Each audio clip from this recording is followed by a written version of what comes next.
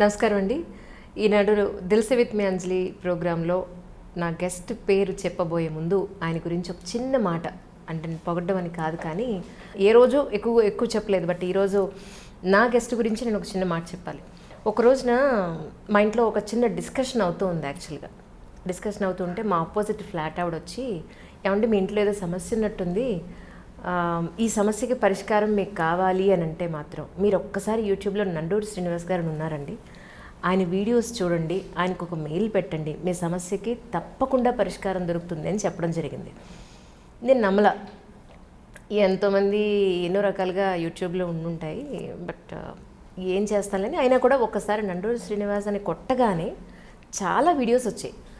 ఆయన ప్రొఫైల్ ఏంటి అని ఒకసారి చెక్ చేసినప్పుడు సాఫ్ట్వేర్ ఇంజనీర్ అని, సాఫ్ట్వేర్ కంపెనీలో వర్క్ చేస్తున్నారని చెప్పని ఒక చోట లింక్డ్ఇన్లో ఉంది. సాఫ్ట్వేర్ చేస్తూ ఈ స్పిరిచువల్ సైడ్ ఎలా వచ్చారనేది ఫస్ట్ డౌట్. నా సమస్య కన్నా కూడా ఆయన గురించి తెలుసుకోవాలనే క్యూరియాసిటీ ఎక్కువైపోయింది.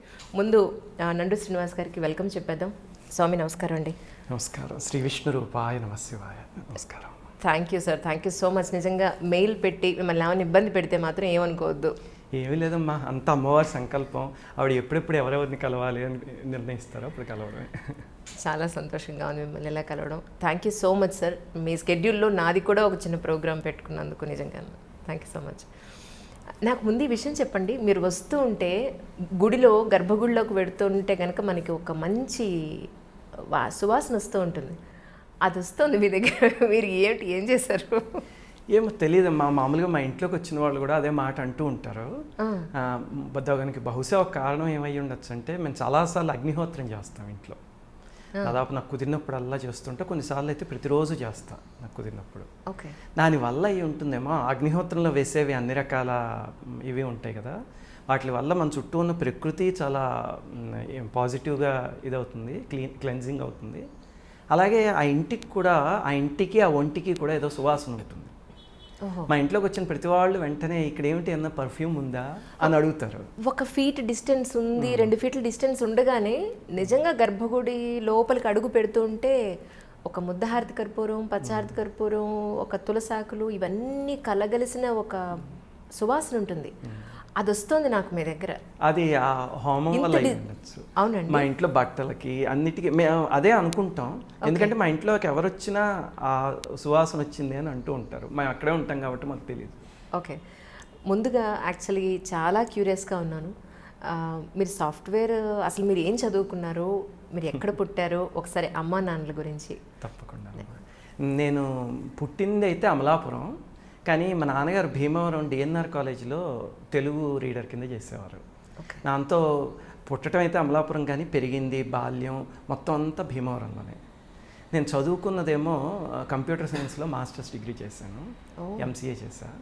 ఓకే, తర్వాత అయిపోయిన తర్వాత బెంగళూరు వచ్చేసి అక్కడ సాఫ్ట్వేర్ కంపెనీలో జాయిన్ అయ్యాను. ఇప్పుడు అలా చేస్తూ ప్రస్తుతానికి మ్యాకఫీ అని, మీరు యాంటీవైరస్ వినే ఉంటారు కదా, ఆ కంపెనీలో డైరెక్టర్గా చేస్తున్నాను నేను. ఓకే, అది నా ఎడ్యుకేషన్. అయితే నాన్నగారు రాధాకృష్ణ గారు, నండు రాధాకృష్ణ గారని, కానీ ఒక ఫోటో ఒకటి చూశాను సార్, ఆయన కూడా డివోషనల్ సైడే ఉన్నట్టున్నారు కదా. నాన్నగారు దగ్గర ఏమిటంటే, అది ఒక రకంగా చెప్పాలంటే మా అదృష్టం. ఆయన దగ్గర 3 అంశాలు ఉండేవి జీవితంలో. ఒకటి ఏమిటంటే, ఆయన కాలేజీలో తెలుగు రీడర్ కింద చేస్తారు, అంటే దాదాపు ప్రొఫెసర్ లాగా అనమాట. అందువల్ల సాహిత్యం అనే కోణం ఆయనలో బాగా ఉండేది. రెండవది, ఆయనకి హోమియోపతి చాలా బాగా వచ్చు. ఓకే, అది ఎలాగా అంటే, మీరు మాస్టర్ ఈకే గారు అని ఒక మహనీయుల పేరు విని ఉంటారు, ఇక్రాల కృష్ణమాచార్య గారు అంటే. ఆయన మా నాన్నగారికి బావగారు, అంటే అక్కయ్య భర్త అనమాట, అంటే మాకు మావయ్య గారు. ఆయన మహనీయుడు, వరల్డ్ టీచర్ ట్రస్ట్ అని పెట్టి మాస్టర్ ఈకే ఆధ్యాత్మిక సేవా సంస్థ అని ప్రపంచవ్యాప్తంగా ఆధ్యాత్మికతని అందించిన మహనీయులు ఆయన. ఆయన ఇంట్లో ఉండడం వల్ల మా నాన్నగారు హోమియోపతి నేర్చుకుని ఒక ఫ్రీ హోమియోపతి సెంటర్ పెట్టి దాదాపు ఒక 40,000 మంది పేషెంట్స్కి ఆయన జీవితంలో ఉచితంగా వైద్యం చేశారు. అలా ప్రతిరోజు చేస్తూ ఉండేవారు. ఎవరి దగ్గర ఏది ఆశించేవారు కాదు. ఎవరైనా అడిగితే నాకు ఉద్యోగం ఉంది, ఇది సేవ అనేవారు, అంతే. అలాగా దాదాపు ఒక 30-40 ఇయర్స్ చేశారు ఆయన. అదే ఆయనలో ఉన్న రెండో యాంగిల్. ఇంకా మూడోది ఏమిటంటే పూజ, ఉపాసన. ఆయనకి అమ్మవారు అంటే చాలా ఇష్టం. లలితా సహస్రనామం, సౌందర్యలహరి. అసలు అమ్మవారు ఆయనకి ఎందుకో ఒక తల్లి బిడ్డ రిలేషన్లో ఉండేవారు వాళ్ళిద్దరు. అందువల్ల నాన్నగారి దగ్గర పెరగడం వల్ల ఈ మూడు అలవాటయ్యాయి. దాంతోపాటు ఆయన చదువు దగ్గర చాలా స్ట్రిక్ట్గా ఉండేవారు. అందుకే నేను యూనివర్సిటీ ర్యాంకర్ని. ఆ విషయంలో మళ్ళీ ఎక్కడా కాంప్రమైజ్ అవనిచ్చేవారు కాదు, చదవకపోతే అస్సలు ఊరుకునేవారు కాదు. దాంతోపాటు ఈ ఫౌండేషన్ని చాలా స్ట్రాంగ్గా వేశారు.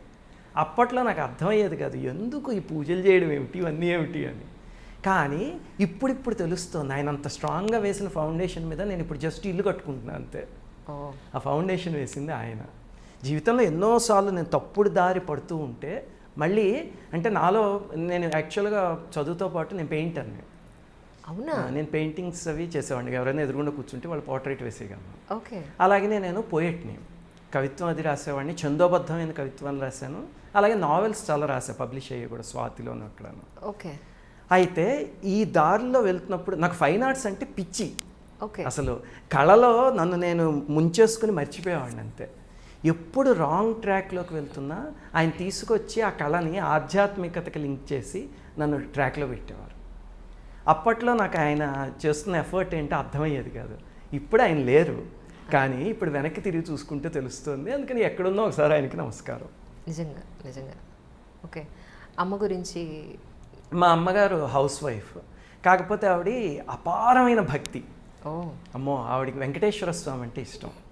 ఇంకా చిన్నప్పుడు ఆవిడకి ఒకసారి తిరుపతి వెళ్ళినప్పుడు సంఘటన జరిగింది కూడా, వెంకటేశ్వర స్వామి కనిపించడం అనేది చాలా విచిత్రంగాను. దాంతో ఆవిడకి అపారమైన భక్తి. అది మా అమ్మగారి భక్తి ఎలాగంటే దానికి లాజిక్ ఉండేది కాదు, బౌండరీ ఉండేది కాదు, అపరిమితమైన భక్తి. ఇప్పుడు ఏదైనా ఒక ఉత్సవం ఏదో వస్తే 24 గంటలు నిద్రపోకుండా సేవ చేసేసుకునేవారు. అలాగే ఓ 2 రోజులు, 3వ రోజు వచ్చి అప్పుడు పడిపోయేవారు పాపం. నేను ఏమిటమ్మా లాజిక్ లేదా అంటే, అది అంతే అవకాశం వచ్చింది అనేవారు. మా నాన్నగారి భక్తి అలా కాకుండా ఆయన తార్కికంగా ఉండేది. ఆయన ఏది భక్తిలో అయినా ఏదైనా తరచి చూసి దానికి రీజనింగ్ దొరికాకనే అందులోకి వెళ్ళేవారు. దాంతో ఆవిడ దగ్గర నుంచి భక్తి, ఆయన దగ్గర నుంచి తార్కికత రెండూ అలవాటు అయ్యే నా అదృష్టం కొద్ది. That's so nice sir.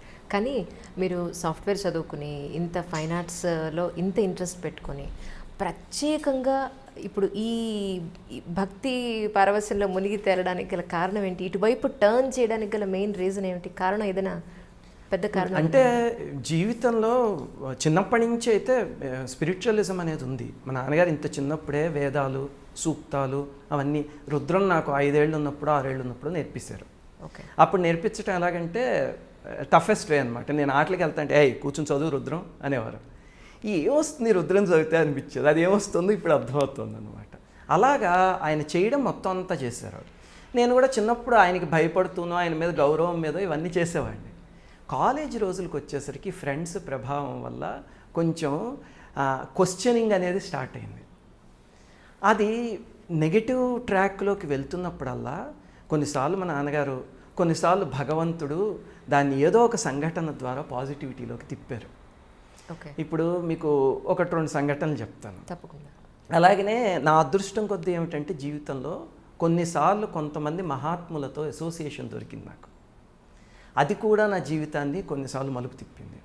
ఇప్పుడు చూడండి, ఉదాహరణకి నేను భీమవరంలో చదువుకుంటున్నప్పుడు పక్కనే తణుకు ఉంది కదా, తణుకు దగ్గర చివటం అని ఒక ఊరు ఉంది. తణుకు బస్ స్టాండ్ నుంచి 2-3 కిలోమీటర్స్ దూరం ఉంటుంది. అక్కడ ఒకప్పుడు చివటం అమ్మగారని ఒక అవధూత ఆవిడ ఉండేవారు. ఆవిడ చాలా గొప్ప, ఆవిడ మహామహిమాన్వితురాలు. అలాగనే దత్తాత్రేయ సాంప్రదాయానికి చెందిన ఆవిడ, దత్తాత్రేయ స్వామి అంశం ఉన్న మహనీయురాలు. ఇప్పుడు ఆవిడ సమాధి ఉంది అక్కడ. చిన్నప్పుడు ఆవిడ ప్రసాదం పెడితే మా అమ్మగారికి అప్పుడు నేను కడుపున పడ్డా అంట. అది నా అదృష్టం. అంటే మా అమ్మగారికి మా అన్నయ్య పుట్టాక తర్వాత నాకు ఒక అక్క పుట్టి, ఆ అమ్మాయికి చాలా చిన్న వయసులోనే వెళ్ళిపోయింది పాపం. దాంతో మా అమ్మగారు చాలా బాధపడిపోయేవారు. ఎందుకంటే మా ఇంట్లో ఆడపిల్లలు అంటే ప్రాణం, అమ్మవారిని పూజిస్తారు కదా. దాంతో ఆడపిల్ల పుట్టింది అంటే అమ్మవారు పుట్టారు అని. దాంతో ఆ అమ్మాయి వెళ్ళిపోయేసరికి పాపం చాలా తల్లడిల్లిపోయారు మా అమ్మగారు. మా నాన్నగారు అలా కదా, ఆయన చాలా భగవద్గీతకి ఫిజికల్ ఫామ్, స్థితప్రజ్ఞులు అలా ఉండేవారు. ఆయనకి లోపల ఏముండేదో తెలియదు, కానీ ఎప్పుడు అసలు చదరడం అనేది ఇంత ఉండేది కదా ఆయన జీవితంలో. అయితే ఇలా బాధపడిపోయినప్పుడు అమ్మ బాధపడుతోందని చెప్పి తీర్థయాత్రలు చేసి వద్దాం పదా అని తీసుకువెళ్ళారు. తీసుకువెళ్ళి మొట్టమొదట జిల్లేళ్ళమూడి అని గుంటూరు దగ్గర, బాపట్ల దగ్గర ఒక ప్లేస్ ఉంది, జిల్లెలమూళ్ళమ్మ. ఎగ్జాక్ట్లీ. ఆ జిల్లేళ్ళమూడి అమ్మగారి దగ్గరికి తీసుకువెళ్ళారు. తీసుకెళ్తే ఆవిడ కూడా చూసి ఆశీర్వదించి నువ్వేం బాధపడకమ్మా, నీకు మళ్ళీ పిల్లలు పుడతారు అని చెప్పారు. చెప్తే మా అమ్మగారు వెంటనే ఆడపిల్ల పుడుతుందా మగపిల్ల పుడుతుందా అమ్మా అని అడిగారు. ఎందుకంటే మా వాళ్ళకి ఆడపిల్ల అంటే ఇంకా ప్రాణం అన్నమాట, అమ్మవారు అని. అయితే ఈసారి నన్ను తీసుకెళ్ళండి మీ ఇంటికి. తప్పకుండా.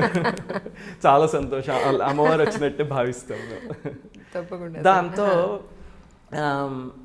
అడిగేసరికి అంటే ఆ చొరవతో అడిగారు అనమాట. అప్పుడు అమ్మ నవ్వి ఎవరు పుడతారో అమ్మ చెప్తుందిలే మీకు అని చెప్పి పంపించేశారట. అమ్మ చెప్తుందంటే ఎవరు చెప్తారా, అమ్మవారు చెప్తారా, ఎలా వచ్చి చెప్తారా, ఎవరైనా కనిపిస్తారా అని మా అమ్మగారు షీ స్టార్టెడ్ థింకింగ్ అనమాట.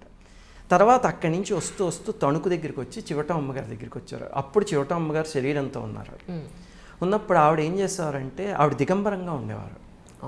చివటం అమ్మగారు ఉండే అసలు అమ్మ ఆవిడ మహనీయురాలు. ఆవిడ గురించి నేను ఒక వీడియో చేస్తా చూడండి, అసలు మతిపోతుంది. తణుకులో ఒక్కసారి ఎప్పుడు వెళ్ళినా ఆ ప్రదేశానికి వెళ్ళి తీరాల్సిన ప్రదేశం తణుకులో. అసలు అదొక ఆవిడ సమాధి ఒక స్వర్గం లాంటి ప్రదేశం, అంతే చాలా గొప్పగా ఉంటుంది. దాంతో ఆవిడ మా అమ్మగారిని పిలిచి కూర్చోబెట్టి ఆవిడ దగ్గర ఒక మొంత ఉండేది, అందులో ప్రసాదం కలిపేవారు అనమాట. ఆవిడ తినేవారు. తిని ఒక ముద్ద పెట్టి నువ్వు దేనికి బాధపడుతున్నావో నాకు తెలుసు, నువ్వు బాధపడకు, నీకు ఒక అబ్బాయి పుడతాడులే అని చెప్పాడు. ఈవిడికి కావాల్సిన అమ్మాయి. దాంతో ఈవిడి అమ్మాయి పుట్టదమ్మా అని అడిగారు. అడిగితే నువ్వు వెళ్ళిరావే అమ్మ చూసుకుంటుందే, ఆవిడ అలా మాట్లాడేవారు. ఆవిడ కాపుల కులానికి చెందిన ఆవిడ, కానీ దత్తావతారం. అయితే అమ్మ ఇంటికి వచ్చేసారు. తర్వాత నేను పుట్టాను, నా తర్వాత తమ్ముడు పుట్టి పాపం తను వెళ్ళిపోయాడు. దాంతో మీ ఇద్దరమే, నేను మా అన్నయ్య అన్నమాట. ఆ రకంగా చివట అమ్మగారి ప్రసాదంతో పుట్టాను అని అమ్మ చెప్తూ ఉండేవారు. అయితే ఏమైంది, నేను మాస్టర్స్ చేసేటప్పుడు నాకు ఆ చివటం వెళ్ళడం అలవాటైంది. అక్కడ అమ్మగారు సమాధి ఉండేది. అక్కడ గీతమ్మ గారు అని ఒక ఆవిడ ఉండేవారు. ఆవిడ చిన్న వయస్సులోనే ఎక్కడో విజయనగరం దగ్గరించో శ్రీకాకుళం దగ్గరించో వచ్చి ఈ చివట అమ్మగారి దగ్గర ఉండిపోయారు చిన్న పాప కింద. ఉండిపోయి వీడికి అలా సేవ చేసుకుంటూ మౌనంలో ఉండిపోయారు కొన్ని 10 సంవత్సరాలు. We cannot imagine. మనం ఒక 10 రోజులు అక్కర్లే, 10 గంటలు మౌనంలో ఉండలేము. ఒక్కరోజు కూడా ఏదో ఒకటి మాట్లాడతాం. ఆవిడ అలా సంవత్సరాల తరబడి మౌనంలో ఉండిపోయారు. ఆ గీతమ్మ గారు అనే ఆవిడ. చివట అమ్మగారు సమాధి అయిపోయిన తర్వాత ఆ గీతమ్మ గారే అక్కడ ఉండేవారు అన్నమాట. నాకు బాగా ఆత్మీయులైన వాళ్ళు ఒకళ్ళు ఒకరోజు తీసుకువెళ్ళారు నన్ను, గీతమ్మ గారి దగ్గరికి వెళ్దాము అని. వెళ్ళడం ఎందుకో ఆవిడ నా పైన పుత్రవాత్సల్యం చూపించారు. నాకు ఎందుకో అమ్మ అనిపించేది. దాంతో బాగా అసోసియేట్ అయిపోయి ఎప్పుడైనా ఖాళీ దొరికితే చివటం వెళ్ళడం, ఆ గీతమ్మ గారి దగ్గర కూర్చోవటం. ఆవిడేం మాట్లాడేవారు కాదు, ఆవిడ మెడిటేట్ చేసుకుంటూ ఉండేవారు. అక్కడ కూర్చుంటే ఏమైనా క్వశ్చన్స్ అడుగుదామని వెళ్ళాను నేను. ఫస్ట్ కళ్ళు మూసుకు కూర్చుంటే ఆ క్వశ్చన్ ఆన్సర్ అయిపోయాయి మనకేమో, అడగక్కలేకుండా. దాన్నే దక్షిణామూర్తి తత్వం అంటారు. మౌనో వ్యాఖ్య ప్రకటిత పరబ్రహ్మ తత్వం యువానం అని. దక్షిణామూర్తి ఎప్పుడు మౌనంగా ఉంటారట, కానీ అక్కడ కూర్చుంటే మనం ఏది అడగదలుచుకున్నామో దానికి సమాధానం మనకే తోస్తుంది అని దక్షిణామూర్తి తత్వంలో చెప్తారు. అలాగా మరి ఆవిడ ఆ తత్వం ఏమో అలాగా అయ్యేదన్నమాట. చివరికి ఒకసారి 1998లో అక్టోబర్ నెలలో ఒకసారి అమ్మగారి దగ్గరికి వెళ్ళి ఆ రోజు నేను వచ్చేయబోతుంటే ఆవిడైనా మాట్లాడదలుచుకుంటే కాగితం మీద రాసి ఇచ్చేవారు. ఒక కాగితం మీద నువ్వు వెళ్ళకి ఈరోజు కూర్చో ఇక్కడే అన్నారు అని అలా రాత్రి దాకా కూర్చోబెట్టి ప్రసాదం అన్నీ పెట్టి అంతా అయిపోయాక జీవితంలో నువ్వు వెళ్ళాలనుకుంటే ఎక్కడికైనా వెళ్ళొచ్చు, కానీ ఇక్కడికే వచ్చావు అంటే అది అమ్మ సంకల్పం, నీకు ఏ కష్టం వచ్చినా సరే ఈ అమ్మ ఉందని మర్చిపోకు అని రాశారు. దాంతో నాకు ఇదేదో సెండ్ ఆఫ్ మెసేజ్లో ఉంది కదా చూడడానికి. ఎందుకమ్మా ఇలా రాస్తున్నారు అని అడిగా. మనం అడగచ్చు అనమాట. ఆవిడ ఆన్సర్ చేయదలుచుకుంటే పేపర్ మీద రాసి చేస్తారు. దాంతో నువ్వు ఇక్కడికి రావు, నువ్వు వేరే ఎక్కడికో వెళ్ళిపోతావు, కానీ నువ్వేం బాధపడకు, నీకు ఎక్కడ కావాలన్నా నేను కనిపిస్తాలే అన్నారు. నాకు అర్థం కాలే అసలు ఆ థీరీ ఏమిటో. ఆ వయస్సులో నేను ఇలాంటివన్నీ ఐ వాజ్ నెవర్ బిలీవింగ్ అనమాట. ఊరికే నాకు ప్రశాంతత దొరుకుతుందని వెళ్ళేవాడిని. తర్వాత చాలా విచిత్రంగా బెంగళూరు ఇస్రోలో ఏదో సైంటిస్ట్ జాబ్ వచ్చేసరికి దాంతో వెంటనే బెంగళూరు వచ్చేసా. మీకు వస్తే బెంగళూరు వచ్చేసాను నేను వెంటనే దానికోసం. వచ్చిన తర్వాత అక్కడ ఈ లోపల నా ఇంక్లినేషన్ అంతా సాఫ్ట్వేర్ సైడ్. నాకు సాఫ్ట్వేర్ అంటే చాలా ఇష్టం. 2 విభిన్న ధృవాల మధ్య. దాంతో నేను ఇస్రో జాయిన్ అవ్వడం కన్నా సాఫ్ట్వేర్ జాయిన్ అవ్వడానికి ప్రిఫర్ చేసి ఇందులో జాయిన్ అయ్యా. అయితే ఏమైంది, హనుమంత్ నగర్ అనే ప్రదేశం ఉండేది. అక్కడ ఒకరోజు సాయంత్రం వెళ్తూ ఉంటే అక్కడ అశోక్ నగర్ అని ఒక చోట లలితా సహస్రనామం వినిపిస్తోంది. ఏమిటి వినిపిస్తోంది, ఎవరు చదువుతున్నారంటే ఒక గ్రూప్ ఆఫ్ పీపుల్ అనమాట. మా నాన్నగారు ఒకటి చెప్పేవారు ఎప్పుడు, ఎక్కడైనా పూజ జరుగుతూ ఉంటే వాళ్ళు నాకు బొట్టెట్టి పిలవాలి అనే ఫీలింగ్ వద్దు మైండ్లో. పూజ అనే దానికి అందరూ ఆహ్వానితులే.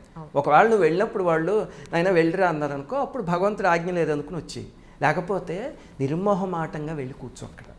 పూజకి మాత్రం ఎప్పుడు డోంట్ ఎక్స్పెక్ట్ ఎనీ ఇన్విటేషన్ అని చెప్పేవారు ఆయన. అంతా వెళ్ళి కూర్చున్నా. అక్కడ కూర్చునేసరికి అక్కడ ఒక అమ్మవారు ఉంది, ఒక ఆవిడ కూర్చుని ఉన్నారు, ఒక యోగిని. అంతా అయిపోయిన తర్వాత ఆవిడకి నమస్కారం చేస్తున్నారు అందరూ. సరే ఎవరో గొప్ప ఆవిడేమో అని నేను కూడా వెళ్ళి నమస్కారం చేయబోతుంటే ఆవిడ, ప్రపంచంలో ఎక్కడికైనా వెళ్ళొచ్చు, ఇక్కడికే వచ్చావంటే అది అమ్మ నిర్ణయం అన్నారు. సేమ్ అక్కడ ఆవిడ ఏం చెప్పారో ఇక్కడ ఈవిడ అదే చెప్పారు మీకు. దాంతో నేను ఆశ్చర్యపోయి ఏమిటమ్మా అన్నారు అన్నా. నీకు ఎవరు లేరని బాధపడద్దు, ఈ అమ్మ ఉంది, ఎప్పుడు కావాలన్నా అన్నారు. దెన్ ఐ రియలైజ్డ్ ఆవిడ దగ్గర నుంచి ఇక్కడికి ఏదో ఒక నెట్వర్క్ అనమాట. మహాత్ములు అందరూ దే ఆర్ నెట్వర్క్ అంతే. అప్పటి నుంచి ఇంకా అమ్మగారి దగ్గరికి వెళ్ళడం మొదలుపెట్టా. ఆవిడ పేరు విజయేశ్వరి దేవని, ఇప్పుడు కరుణామయి విజయేశ్వరి అని టీవీలో వస్తూ ఉంటారు. ఓకే. పెంచల కోన అని అక్కడ ఆవిడ ఆశ్రమం ఉంది, బెంగళూరులో హెడ్ ఆఫీస్ అనమాట. ఓకే. ఆవిడ కూడా అన్ని కంట్రీస్ అవన్నీ తిరిగి అమ్మవారి గురించి చెప్తూ ఉంటారు. అయితే చూడండి, ఇప్పుడు మీకు ఈ ఉపోద్ఘాతం అంతా చెప్పడం ఎందుకంటే, నా జీవితంలో కొన్ని సంఘటనలకి వాళ్ళు నా ప్రమేయం లేకుండానే నన్ను ఎలా ప్రభావితం చేశారండి. 2001లో నాకు వివాహం కుదిరేసరికి ఫిబ్రవరిలో పెళ్ళి అనమాట. దాంతో వెంటనే నాన్నగారు వాళ్ళు కార్డ్స్ అవి వేయించి పంపించి మా నాన్నగారు ఫస్ట్ అన్నారు, వెళ్ళి అమ్మగారికి ఇచ్చి ఆవిడకి నమస్కారం చేసి ఆవిడ అనుమతి తీసుకుని అప్పుడు రా వచ్చేటప్పుడు అని. ఇంకెంత మ్యారేజ్ 5 days ఉందనుకుంటా. అప్పుడు ఓ రోజు బైక్ వేసుకు వెళ్ళి అక్కడికి వెళ్ళి అమ్మగారికి కార్డు ఇచ్చి, అమ్మ ఇదిగో నా పెళ్ళి కుదిరింది, నమస్కారం అన్నాను. అనేసరికి బాగుంది నాయన అన్నారు. అంటే మీ అనుమతి తీసుకుందామని వచ్చాను అన్నారు. అనుమతి తీసుకుందామని వచ్చావా, ఇన్ఫార్మ్ చేయడానికి వచ్చావా అని అడిగారు. ఇన్ఫార్మ్ చేయడానికి సటిల్ డిఫరెన్స్, అంతే కదా. అంతే, డెఫినెట్. అంటే నేను ఆలోచించి అమ్మ అనుమతి తీసుకోవడానికి వచ్చాను అన్నా. నేనేమో ఆవిడ అనుమతి తీసుకుని సెటిల్ అయిపోయిన తర్వాత అనుమతి, అది అంటే అది ఆత్మవంచం. అదే అదే. దాంతో వెంటనే ఆవిడ అన్నారు, ఓహో అనుమతి తీసుకోవడానికి రావడం అంటే నేనేం చెప్తే అది చేస్తావు కదా అన్నారు. అంటే అవునమ్మ చేస్తా అన్నాను. ఊరికే క్యాజువల్గా అడుగుతున్నారేమో అనుకున్నాను. అయితే పెళ్లి చేసుకోక మానేయి అన్నారు. ఓకే. ఐ వాజ్ షాక్డ్, ఏమిటి ఇలా అంటున్నారు అని. ఏమమ్మా అన్న, నువ్వు ఈ పెళ్లి చేసుకోకుండా ఉంటే నీకు మళ్ళీ నవంబర్లోనే ఇంకొక వివాహం అవుతుంది. ఆ అమ్మాయి నీకు ఆధ్యాత్మిక జీవితంలో ఉపయోగపడుతుంది, అది అమ్మవారి నిర్ణయం, అందుకని పెళ్లి చేసుకోకు అన్నారు. ఓకే. నాకు అర్థం కాలే. వెంటనే నేను లాజిక్ మాట్లాడడం మొదలెట్టా. అమ్మ అక్కడ ఆడపిల్ల జీవితం 5 రోజుల్లో పెళ్ళి ఉంది, కార్డులు ప్రింట్ చేస్తాను, అందుకే నేను ముందు అడిగాను, నాకు చెప్పడానికి వచ్చావా అనుమతి తీసుకోవడానికి వచ్చావా అని అన్నారు. అయ్యయ్యో, అంతే కదా. ఫైనల్గా ఏం చేశారో చెప్పండి, తట్టుకోలేకపోతున్నాను. దాంతో నాకు అర్థం కాలే. సర్లే అని ఆవిడకి నమస్కారం పెట్టేసి వచ్చేసాను. అమ్మ కూడా ఇంకేం మాట్లాడలే. అప్పటిదాకా అమ్మ దగ్గరికి అస్తమానం వెళ్ళేవాడిని నేను, విజయేశ్వరి దేవి దగ్గరికి. దాంతో బయటకు వచ్చేది. ఎప్పుడు 2001లో జరిగిన సంఘటన. వస్తూ వెంటనే దారిలో ఆగి ఎస్టీడీ బూత్ నుంచి మా నాన్నగారికి ఫోన్ చేశా. నాన్నగారు అమ్మగారి దగ్గరికి వెళ్ళానండి ఫస్ట్ కార్డు ఇవ్వడానికి, అమ్మగారు ఇలా అన్నారు, ఏం చేయాలి అని. ఇదేంటో చాలా విచిత్రంగా ఉంది, అసలు ఏం చేద్దాం ఇప్పుడు అని మా నాన్నగారికి అర్థం కాలే. వెంటనే మా నాన్నగారు అన్నారు, ఆవిడ యోగిని, ఆవిడ మాట అంటే వేదవాక్కు, కానీ న్యాయంగా చూస్తే కనుక పక్కన ఉన్నది ఆడపిల్ల. అందుకని మన ఆడపిల్లకి తప్పు చేస్తే అమ్మవారు మెచ్చరు, అమ్మవారు అంటే జగదీశ్వరి. దాంతో ఇది ఏమి చేయలేని ధర్మ సంకటం, ఇది ఓ పని చేద్దాం, లలితాదేవికి వదిలేద్దాం. మా నాన్నగారు లలితా సహస్రనామమే చేసేవారు. ఇప్పుడు నీ కార్డునే నేను భీమవరంలో అమ్మవారి పాదాల దగ్గర పెట్టి ఒకసారి లలితా సహస్రనామం చదివి నువ్వు చెప్పిన వర్షన్ అంతా ఆవిడ చెప్పుకుంటా, అమ్మవారు ఏం చేస్తే చేద్దాము, నువ్వు మాత్రం రేపు పొద్దున బయలుదేరిపోతున్నావు కదా, రేపు పొద్దున యాజ్ ఇట్ ఈస్గా బయలుదేరిపో, తర్వాత అమ్మవారి ఇష్టం అన్నారు. సరే అని చెప్పి ఆయన లలితా సహస్రనామం చేసుకున్నారు. ఆయన జీవితం అంతా ఎప్పుడు అలాగే ఉండేది, ఆయన ఇంకెందులోకి కర్తృత్వం ఉండేది కదా ఆయనకి. అయిపోయింది. పక్క రోజు పొద్దున్నే నేను బయలుదేరాలి, ఫోన్ చేసి నాన్నగారు బయలుదేరుతున్నాను అన్నాను. ఒరే నేనే చేద్దాం అనుకుంటున్నాను, బయలుదేరకు, పెళ్ళి ఆగిపోయింది అన్నారు. ఎలా అయిపోయిందండి అన్న. ఏమో ఆడపిల్ల వాళ్ళు ఫోన్ చేసి మా ఇంట్లో ఏదో చిన్న అశుభం జరిగింది, అందుకని మాకు ఈ వివాహం వద్దు అనుకుంటున్నాం అని మానేసాము అన్నారు. అనేసరికి నేను వెంటనే ఇది చాలా అన్యాయం అండి, ఏమిటా ఒరే అక్కడ అమ్మవారు నీకు ఏది కావాలో చేశారా, అందులో ఇంక నీకేం కావాల్సి ఉంది ఆలోచించు నువ్వు. మనం ఏమి చేయలేదు, లలితా సహస్రనామం అని చెప్పి వదిలేసాము, వాళ్ళంతటా వాళ్ళు అడిగారు కాబట్టి మన తప్పేమీ లేదు. లేకపోతే నాకు ఆ గిల్టీ కాన్షియస్ ఉండేదేమో ఆడపిల్ల జీవితం అవతల పక్కని. ఎందుకంటే మగవాడి జీవితం ఎలాగైనా పర్లే, ఆడపిల్ల జీవితం సెన్సిటివ్ లైఫ్. చాలా అండి. అందుకని అమ్మవారే నిర్ణయించారు అది. సరే వాళ్ళంతటా వాళ్ళు వద్దన్నారు కదా, నేను కారణం కూడా అడగదలుచుకోలే, వదిలే హాయిగాను అన్నారు. అంతే వదిలేసాం. చివరికి ఏమైంది, అప్పుడు నేను ఆలోచించేవాడిని. నాకు అప్పుడు ఆధ్యాత్మికత కానీ ఏమీ లేవు, రోజు ఇంట్లో కూర్చొని పూజ చేసుకునేవాడిని అంతే. అంటే సార్ ఇక్కడ నాకు ఒక చిన్నది, మీరు కంటిన్యూ చేద్దరు కానీ, చెప్పండి. ఇప్పుడు అది మీకు ఏది కావాలో అక్కడ జరిగింది, అది నాన్నగారి నియమనిష్టలతో జరిగిందంటారా, లేకపోతే నాన్నగారి ప్లేస్లో ఎవరున్నా పఠనం చేయడం వల్ల జరిగిందంటారా? నాకైతే ఏమనిపిస్తుందంటే అమ్మ, ఆ రోజు ఆ జరిగిన సంఘటన అమ్మవారు ఎందుకో నా మంచికి చేస్తారు. అది ఎందుకు జరిగిందో ఇప్పుడు చెప్తాను నేను. కానీ అమ్మవారి దృష్టి నా మీద పడ్డానికి మాత్రం ఛానల్ మా నాన్నగారు. ఎందుకంటే నాకు అమ్మవారి దృష్టిని నా మీద పడేయించుకునే అంత శక్తి కానీ అంతటి ఉపాసన కానీ ఏమీ అప్పట్లో లేవు. ఏదో చేసేవాడిని మొక్కుబడిగా పూజ. మా నాన్నగారి మొర విని అమ్మవారు ఆలకించారేమో, నా అంతా అలా చేశారు. అది నా మంచికని ఇప్పుడు అర్థమవుతుంది నాకు. అప్పుడు నేను అనుకునేవాడిని, ఏమిటి నాకు ఆధ్యాత్మికత ఏమిటి, నేను హాయిగా సాఫ్ట్వేర్ ఇంజనీర్ని లైఫ్లోను, ఇంకా అందులోనే నా పాత నాకు ఏదో కంపెనీ పెట్టాలని అవన్నీ ఉండేవన్నమాట. దాంతో ఏమిటనుకున్నా. ఇప్పుడు చూస్తే ఇన్ని సంవత్సరాల తర్వాత నేను స్పిరిచువల్ పాత్రలోకి వచ్చినప్పుడు నా భార్య చేసే కోఆపరేషన్ నాకు నేను మాటల్లో చెప్పలేను అసలు. ఇప్పుడు మీకు సాఫ్ట్వేర్ జీవితం తెలుసు కదా, ఒక రోజుకి నేను 16 to 18 గంటలు పనిచేయాల్సి వస్తుంది సామాన్యంగా. మాకు అంటే 4 జియోస్లో టీమ్స్ ఉంటాయి, అర్జెంటీనాలో, యూకేలో, యూఎస్లో, ఇండియాలో. అందరితోనూ మాట్లాడుతూ అన్నీ చేస్తూ ఉంటే అన్ని టైం జోన్లోనూ మాకు 16 గంటలు సరిపోతుంది. ఇంకా నాకు టైం దొరికేది ఎప్పుడు అంటే, రోజు పొద్దున్న ఏదో 5ంటికి లేస్తే అక్కడి నుంచి 8ంటికి కాల్స్ మొదలయ్యేలోపు 3 గంటలు నా అనుష్ఠానానికో లేకపోతే నా యోగాకో ఎక్సర్సైజ్కో దానికి దొరుకుతుంది. మళ్ళీ ఆదివారం శనివారం దొరుకుతుంది అంతే. ఇదే ఇంకొక భార్య అనుకోండి, వెంటనే ఏమడుతుందంటే వారం అంతా సంత పెట్టుకుని మళ్ళీ ఆదివారం నాడు కూర్చుని పుణ్యక్షేత్రాలు వీడియోలు అని చేస్తారు. ఏమొస్తుంది దీనివల్ల మీకు, ముందు అది క్లోజ్ చేసేయండి అంటుంది. ఫస్ట్ మాతో టైం స్పెండ్ చేయండి కొంచెం ఉంటుంది. నన్ను ఏదో ఈ సినిమాకి తీసుకెళ్ళి. కానీ నా భార్య పిల్లలు ఎప్పుడు కూడా చక్కగాను నేను ఏమన్నా చేస్తుంటే వాళ్ళు వచ్చి కూర్చుని, నాన్నగారు మీకు ఎడిటింగ్ చేసి పెట్టాలా, నాన్నగారు మీకు ఏమన్నా స్క్రిప్ట్ రాసి పెట్టాలి, ఇలా అడుగుతారు తప్ప పాపం ఏ నాడు దెన్ ఎవర్ డిమాండ్ ఎనీథింగ్. వాళ్ళని నాకు ఎప్పుడో సినిమాలకి తీసుకెళ్ళడానికి కూడా, అప్పుడెప్పుడో సావిత్రి గారి మీద ఏదో సినిమా వచ్చింది, దాని పేరు ఏదో ఉండాలి, అప్పుడు తీసుకెళ్ళా సినిమాకి, ఎప్పుడో 2-3 ఏళ్ళు అయ్యి ఉంటుందేమో. నేను తీసుకెళ్ళడానికి కూడా నాకు కుదరదు. పాపం వాళ్ళు ఏం అడగరు, నేను ఏం చేస్తుంటే ఆ పనిలోనే వాళ్ళు ఆనందం పొందుతారు అంతే. అలాంటి కుటుంబం నాకు రావడానికి కారణం ఆ రోజు విజయేశ్వరిదేవి. అంటే చూడండి, నేను ఇందాక మీకు చెప్పింది, భగవంతుడు నేను ఆయన కాళ్ళు పట్టుకోకముందే నన్ను నడిపించడం మొదలుపెట్టాడు. అని నాకు తెలియదు. తర్వాత కాళ్ళు పట్టుకున్నాక ఇప్పుడు కళ్ళు తెరిస్తే అవన్నీ తెలుస్తున్నాయి నాకు. దట్స్ రియల్లీ సో నైస్ అండి. Long answer for your short question. No చాలా ప్రాక్టికల్గా చాలా చక్కగా చెప్పారు, కామన్ మ్యాన్కి అర్థమయ్యే పాయింట్ ఆఫ్ వ్యూలో. కానీ ఈ దోవలోకి మీరు వచ్చిన తర్వాత మీరు ఏం సాధించారు అంటే ఏం చెప్తారు? ఒకటి ఏమిటంటేనమ్మా, ఆధ్యాత్మిక మార్గంలో ఎప్పుడైనా మొట్టమొదట సాధించి ఇల్లు చక్కబెట్టుకోవాలంటారు ఫస్ట్, అలాగ మనని మనం చక్కబెట్టుకోవాలి. ఇప్పుడు ఒక మనిషి ఉన్నాడు, వాడికి విపరీతంగా ఫ్యాట్ ఉందనుకోండి, ఇక్కడ కొంచెం కొవ్వు, ఇక్కడ కొంచెం కొవ్వు, ఇక్కడ కొంచెం కొవ్వు. జిమ్కి వెళ్తే ఒక 10 నెలలు వరుసగాను ఆ కొవ్వు అంతా కరిగిపోయి వాడిలో అసలైన మనిషి ఎవడో వాడు మిగులుతాడు. అంతేనా?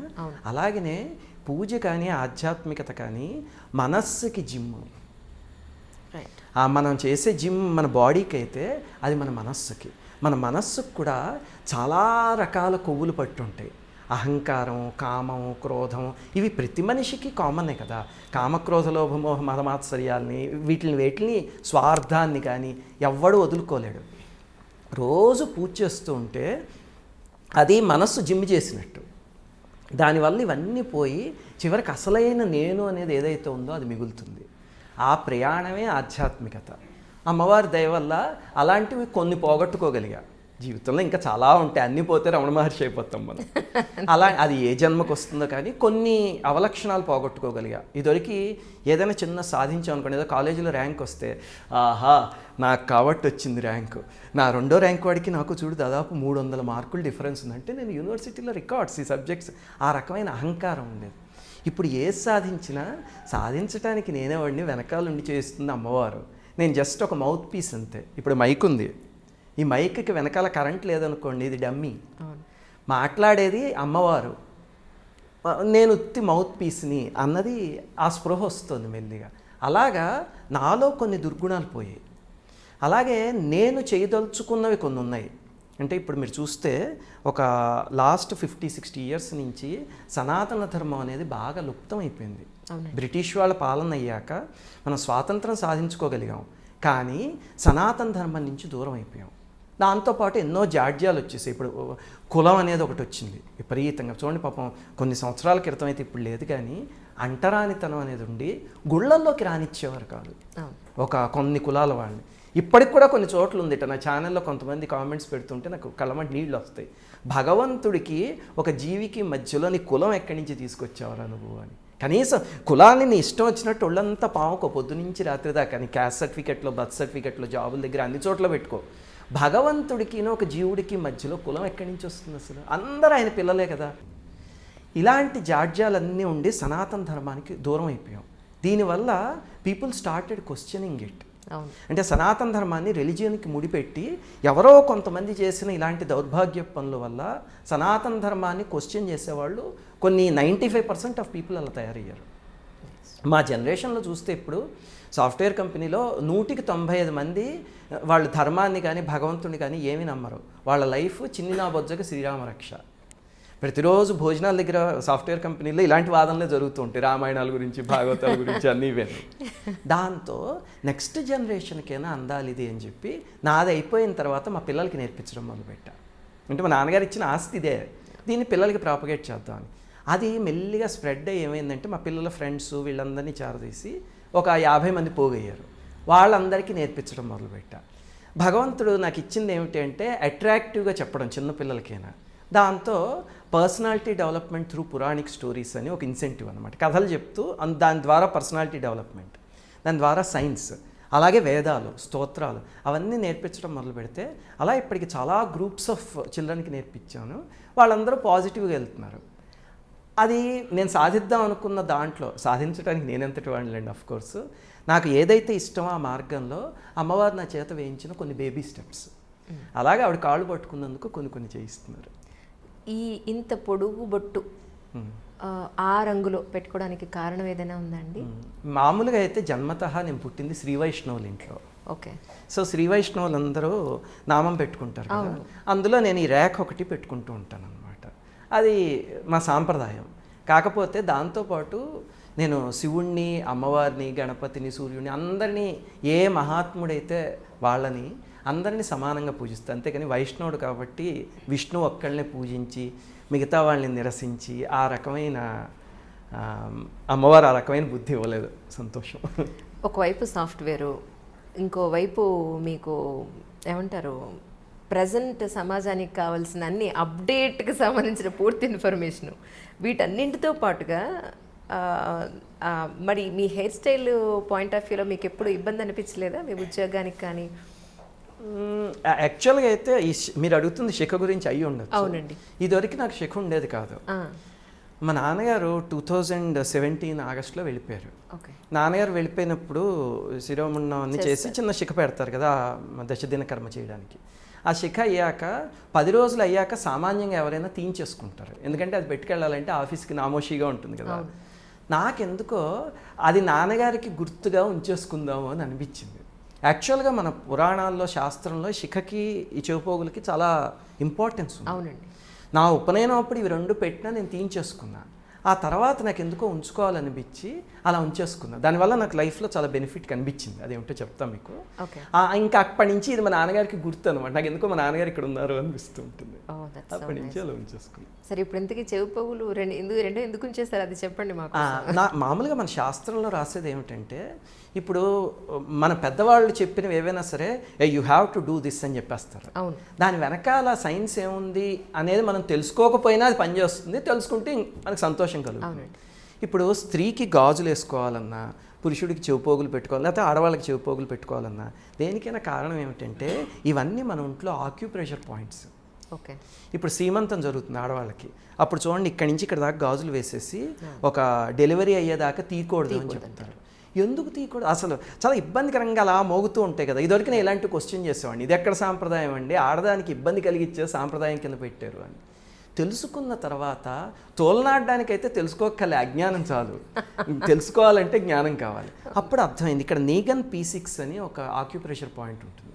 ఆ నీగన్ P6 పాయింట్ మీద ప్రెషర్ అప్లై అయితే కనుక ఈ గర్భసంచి ఉంటుంది కదా, యుట్రస్, దానికి మంచిది. అంటే ఈ పాయింట్ దీని మీద ప్రభావం చూపిస్తుంది. అందుకని సీమంతం అప్పుడు ఇది పెట్టి డెలివరీ దాకా ఉంచుకోమన్నారు ప్రెషర్ కోసం. అలాగే ఇక్కడున్న పాయింట్ తెలివితేటలకి, ధారణకి పనికొస్తుంది.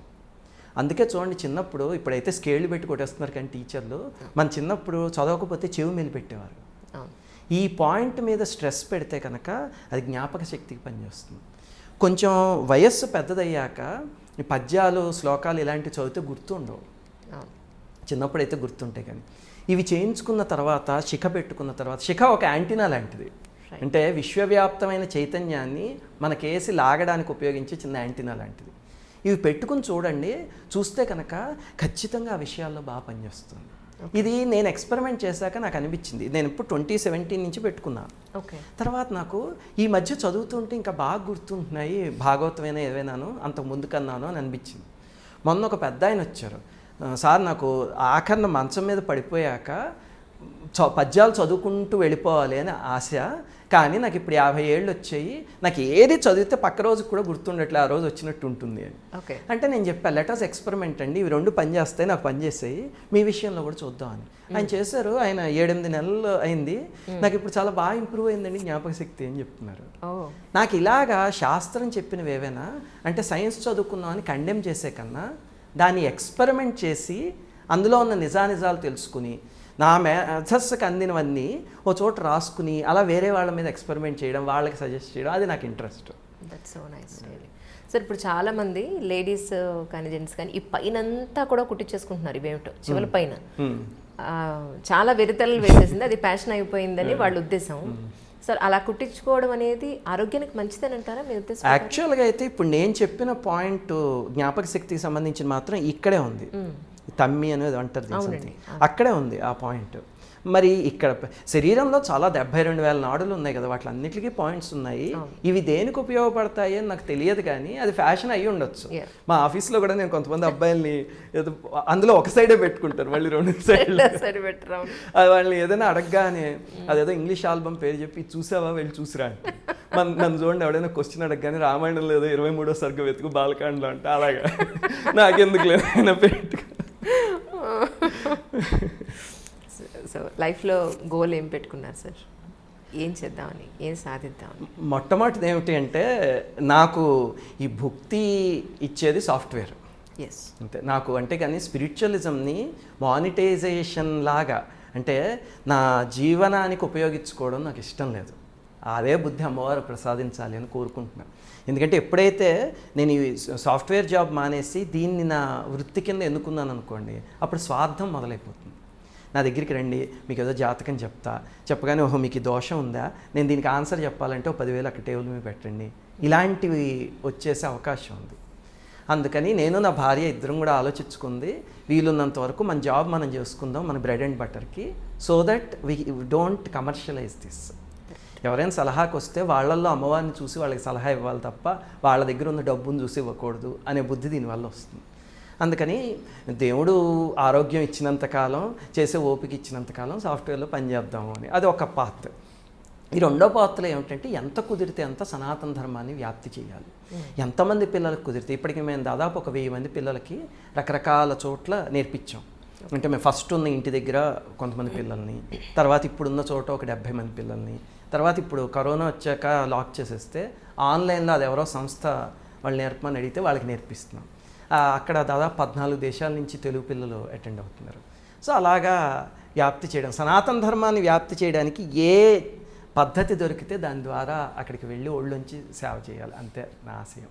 అలాగే నేర్చుకోవాల్సింది ఎంతో ఉంది. ఇప్పటికి నేను నేర్చుకుంది నాకు తెలిసి ప్రీ నర్సరీలో ఉన్నాను నేను, ఇంకా నేర్చుకోవాల్సింది చాలా ఉంది, అది నేర్చుకోవాలి. అవి ప్రస్తుతానికి నా ఆశయం. నాకు మీలాంటి వాళ్ళని చూసినప్పుడు చాలా ఆశ్చర్యం అనిపిస్తుంది సార్. ధ్యానం చేయండి లేదా మెడిటేషన్ చేయండి అని చాలామంది చాలా రకాలుగా చెప్పి చూశారు. మన మెంటల్ కండిషన్ బెటర్ అవుతుంది, హెల్త్ బాగుంటుంది అని. ఎప్పుడు నేను ట్రై చేసినా ఫస్ట్ అలా కూర్చుంటానండి. కూర్చుని వెంటనే పిల్లలు హోంవర్క్ చేశారా లేదా, స్టవ్ మీద అన్న పెట్టానా, కూర అయిందా, పచ్చడి అయిందా, వీటన్నింటితో పాటు పనమ్మాయి చేసిందా లేదా, వాషింగ్ మిషన్ ఆఫ్ చేసామా లేదా, ఆఫీస్ వాళ్ళు అన్న ఫాలోఅప్లు ఇవే గుర్తొస్తాయి తప్ప మైండ్ని ఆఫ్ చేయడం, మైండ్ని బ్లాంక్ చేయడం ఇది అసలు అవ్వట్లేదు. ఇంకా ఇంకా ఇంకా ఎక్కువ వర్క్ చేసేస్తుంది అక్కడ కూర్చున్న తర్వాత. అలాంటప్పుడు దాన్నే మెడిటేషన్ అంటారు. ఏం మాట్లాడకుండా కూర్చోడమే మెడిటేషనా? మంచి ప్రశ్న అడిగారు, ప్రాక్టికల్ ప్రశ్న అడిగారు. నిజమండి. సరే, ఇప్పుడు మీకు చెప్తా చూడండి. అసలు మెడిటేషన్కి మొట్టమొదట కావాల్సింది ఏమిటంటే we have to prepare our body. ఇప్పుడు మీరు కూర్చుంటే అంటున్నారు, ఆ కూర్చునే ఓపిక రావాలి కదా. చూడండి, చాలామంది మఠం వేసి కూర్చోలేరు. అలాగనే కూర్చుంటే 10 నిమిషాలు అయితే అమ్మో నాకు నడుము నొప్పి పెడుతుందండి. దానికి బాడీని ప్రిపేర్ చేయాలి. అక్కడ మనకి యోగా బాగా పనిచేస్తుంది. ఓకే, మీరు యోగా చేస్తాం అనుకోండి, వివేకానంద స్వామి చెప్పింది ఇది. అది మెడిటేషన్ చేయడానికి ముందు మన బాడీని సిద్ధం చేస్తుంది. అది ప్రీరిక్విజిట్ అనమాట. తర్వాత మెడిటేషన్ అంటే ఏమిటి? సో ఇప్పుడు బాడీని సెట్ చేసుకున్నాం, కూర్చున్నాక meditation is nothing but A travel. అది కూడా ఒక జర్నీ లాంటిది. ఆ జర్నీ చేయాలంటే మీకు వెహికల్ ఉండాలి. ఇందాక మీరు ఒక కార్లో వచ్చారు. మరి మెడిటేషన్కి వెహికల్ ఏమిటి? మనస్సు. ఆ వెహికల్ని రెడీ చేయాలి. Second step. దాన్ని ఎలా రెడీ చేస్తాం? ఇందాక మీరు చెప్పింది ఆ వెహికల్ ప్రాబ్లము. అది మీరు మనస్సు కోతి. శంకరాచార్యులు వారు శివానంద లహరిలో ఒక అద్భుతమైన శ్లోకం చెప్తారు.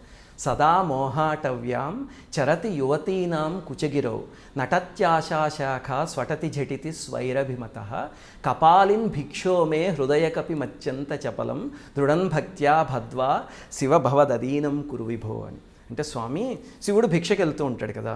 శివుడు ఏం పుచ్చుకుని వెళ్తాడు? కపాలం. ఆయన ఒంటి నిండా బూడిద, ఏదో ఒక ఏనుగు తోలు కప్పుకుని ఉంటాడు.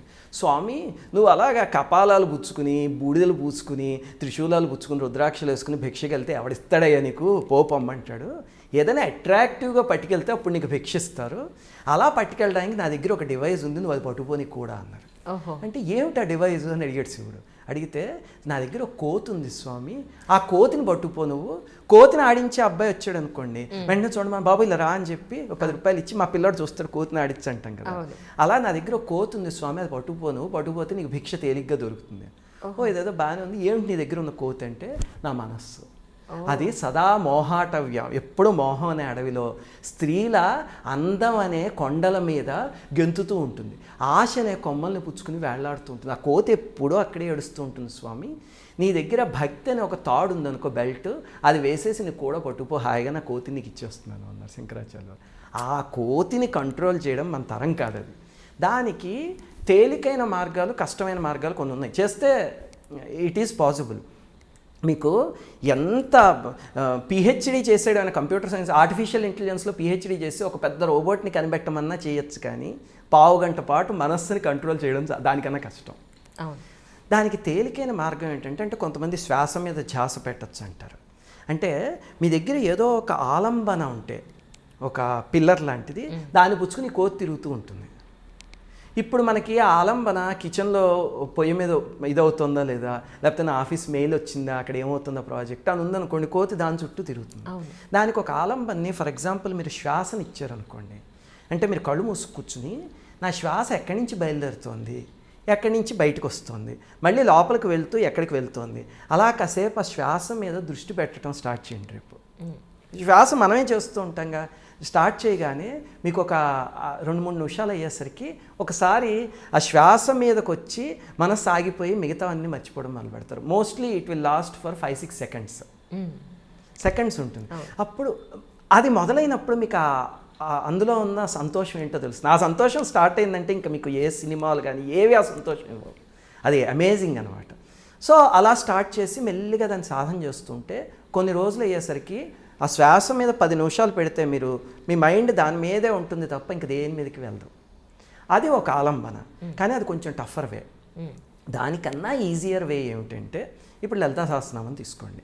అమ్మవారిని మొట్టమొదటి ఒక 20 నామాల్లో, అంటే శ్రీమాత, చితగ్నికుండ సంభూత, దేవకార్య సముజ్జత, ఉజ్జద్భాను సహస్రాభ, చతుర్బాహు సమన్విత. అంటే అమ్మ, నువ్వు చితగ్నికుండం నుంచి వచ్చావు, నీకు 4 చేతులు ఉన్నాయి, ఒక చేతిలో పాశం ఉంది, ఒక చేతిలో అంకుశం ఉంది, పైన కిరీటం ఉంది, బొట్టిలా ఉంది, కనుబొమ్మలు ఇలా ఉన్నాయి, కళ్ళు ఇలా ఉన్నాయి, అన్నీ వర్ణించారు.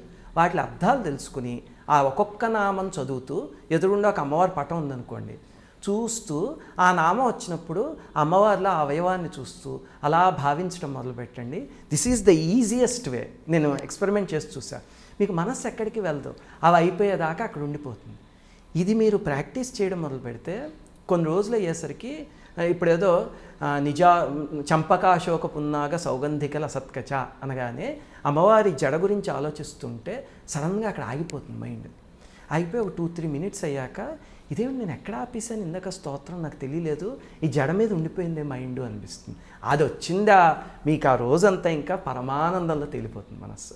అలాగ మనస్సుని కంట్రోల్ చేసుకోవచ్చు. అది సాధన చేస్తే స్లోగా వస్తుంది. అంటే ఇప్పుడు మనం జిమ్కి వెళ్ళాం అనుకోండి, మొట్టమొదటిలో కష్టంగా ఉంటుంది, ప్రాక్టీస్ చేస్తే అలవాటు అవుతుంది. ఇది కూడా సేమ్ అంతే. అది చేశాక మనస్సు అనే వెహికల్ పుచ్చుకుని you should start travelling internally. లోపలికి ట్రావెల్ చేయడం మొదలు పెడితే మన లోపలే యూనివర్స్ అంతా ఉంది, అది మనం ఎక్స్పీరియన్స్ చేయొచ్చు. అది చేశాక కానీ బయటకు వచ్చామంటే ప్రతి వాళ్ళలోనూ భగవంతుడు కనిపిస్తాడు. అది కనిపించిందంటే ఇంకా మన పూజ సఫలీకృతమైనట్టే. చూడండి, ఇప్పుడు అందరిలోనూ భగవంతుని చూడగలిగితే ఈ వైషమ్యాలు, యుద్ధాలు, ఈ గొడవలు, పక్కవాడితో నాకు పడదు, ఎదురుగుండేవాడితో నాకు పడదు, అవేమి ఉండవు. అది అల్టిమేట్గా అక్కడికి తీసుకువెళ్ళగలిగితే మన పూజ సక్సీడ్ అయినట్టే.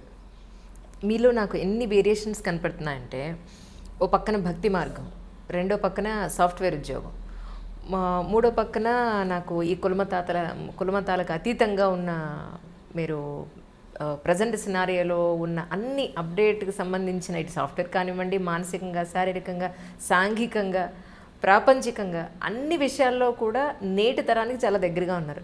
ఇవన్నింటిని మ్యాచ్ చేసుకోవడం చాలా కష్టంగా ఉంది నాకు.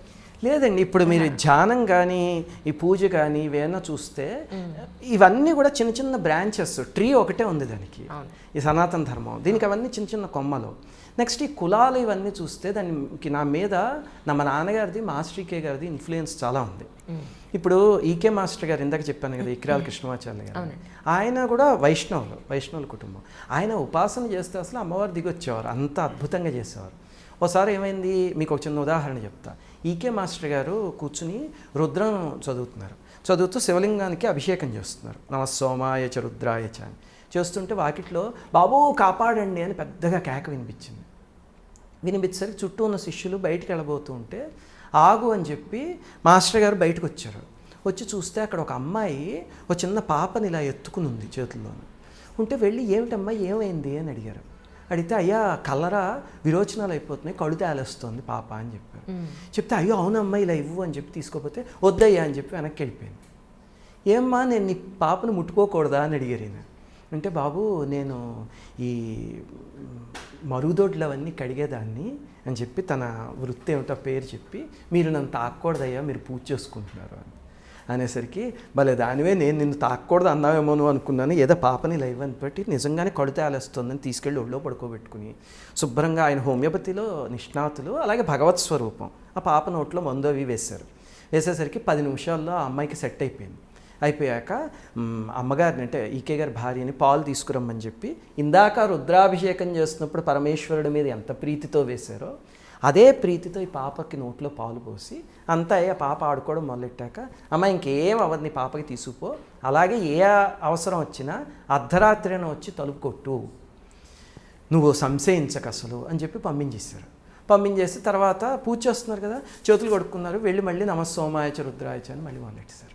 ఏ కులం వాళ్ళది, ఏ కులం ఏంది అంటే, ఆ శివలింగం అని రాతిలో ఏ పరమేశ్వరుణ్ణి చూశారో ఆ వచ్చిన అమ్మాయిలో ఆ పరమేశ్వరుణ్ణి చూడగలిగారు. అది చూడగలిగితే పూజ ఫలించేసినట్టే. ఈ సంఘటన మా నాన్నగారు చూశారు.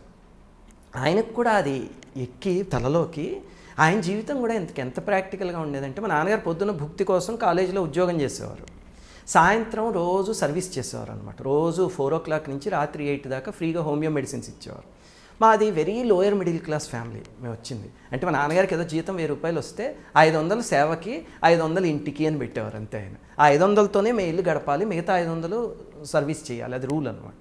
మాది చిన్న ఇల్లు ఉండేది, ఏదో ఒక చిన్న మందులు ఇచ్చే గది, ఓ బెడ్రూము, కిచెన్ అంతే. ఒక అబ్బాయి రిక్షా తొక్కుకునే ఆయన, అతనికి తేలు కరిచిందని చెప్పి ఒక రోజు వచ్చి హాస్పిటల్కి వెళ్ళాలంటే దూరం స్వామి, హోమియోపతిలో ఏమైనా మందులు ఉన్నాయా అంటే, మా నాన్నగారు వెంటనే రానాయన లోపలికి తీసుకొస్తే ఏదో మందు వేస్తే బాధతో ఆడిపోతుంటే అసలు కూర్చోలేకపోతున్నాడు అతను. వెంటనే తీసుకొచ్చి మేము పడుకునే మంచం ఏది ఉందో దానిపైన పడుకోబెట్టేశారు. పడుకోబెట్టి అమ్మవారి దగ్గరికి వెళ్ళి ఏదో పూజ చేసి తీసుకొచ్చి ఏదో పెట్టారు అక్కడ. పెట్టి మందులు వేసేసరికి ఒక గంట పోయాక అతనికి తగ్గిపోయాక నాయన ఇంక నువ్వు వెళ్ళిరా అని చెప్పి పంపించారు. అప్పుడు నాకు అర్థం కాలేదు, ఇదేంటి మనం పడుకునే మంచం మీద తీసుకొచ్చి అలా పడుకోబెడతారు, అక్కడ నేలమే పడుకోబెట్టచ్చు కదా, ఏమైపోతుంది అని. అంటే వెళ్ళి మా నాన్నగారిని అడిగా, ఏమండి అతనికి తేలు కుట్టింది, అక్కడ నేలమే పడుకోబెట్టచ్చు కదా. అందులో రోజు నేను పడుకునే ప్లేస్ అనమాట మంచం మీద, అందరం ఒకే పడుకునే ప్లేస్లో వేరే వాళ్ళు బయట వాళ్ళు ఎవరు తీసుకొచ్చి నా ప్లేస్లో పడుకోబెట్టారు ఏమిటి అని. వెంటనే ఆయన అన్నారు, ఒరే నీకు తేలు కుట్టిందనుకో నువ్వు నేలమే పడుకోబెట్టాలని చూస్తావు, నిన్ను అక్కడ పడుకోబెట్టాలని చూస్తావా అన్నారు. అంటే ఇక్కడ పడుకోబెట్టాలి, నేలమే ఎలా పడుకుంటావు అన్న. మరి నువ్వు అతను ఒకటి కాదా, నీలో ఉన్న భగవంతుడు అతనిలో ఉన్నది ఒకళ్ళే కదా అన్న. చెంపమే కొట్టినట్టు అయింది.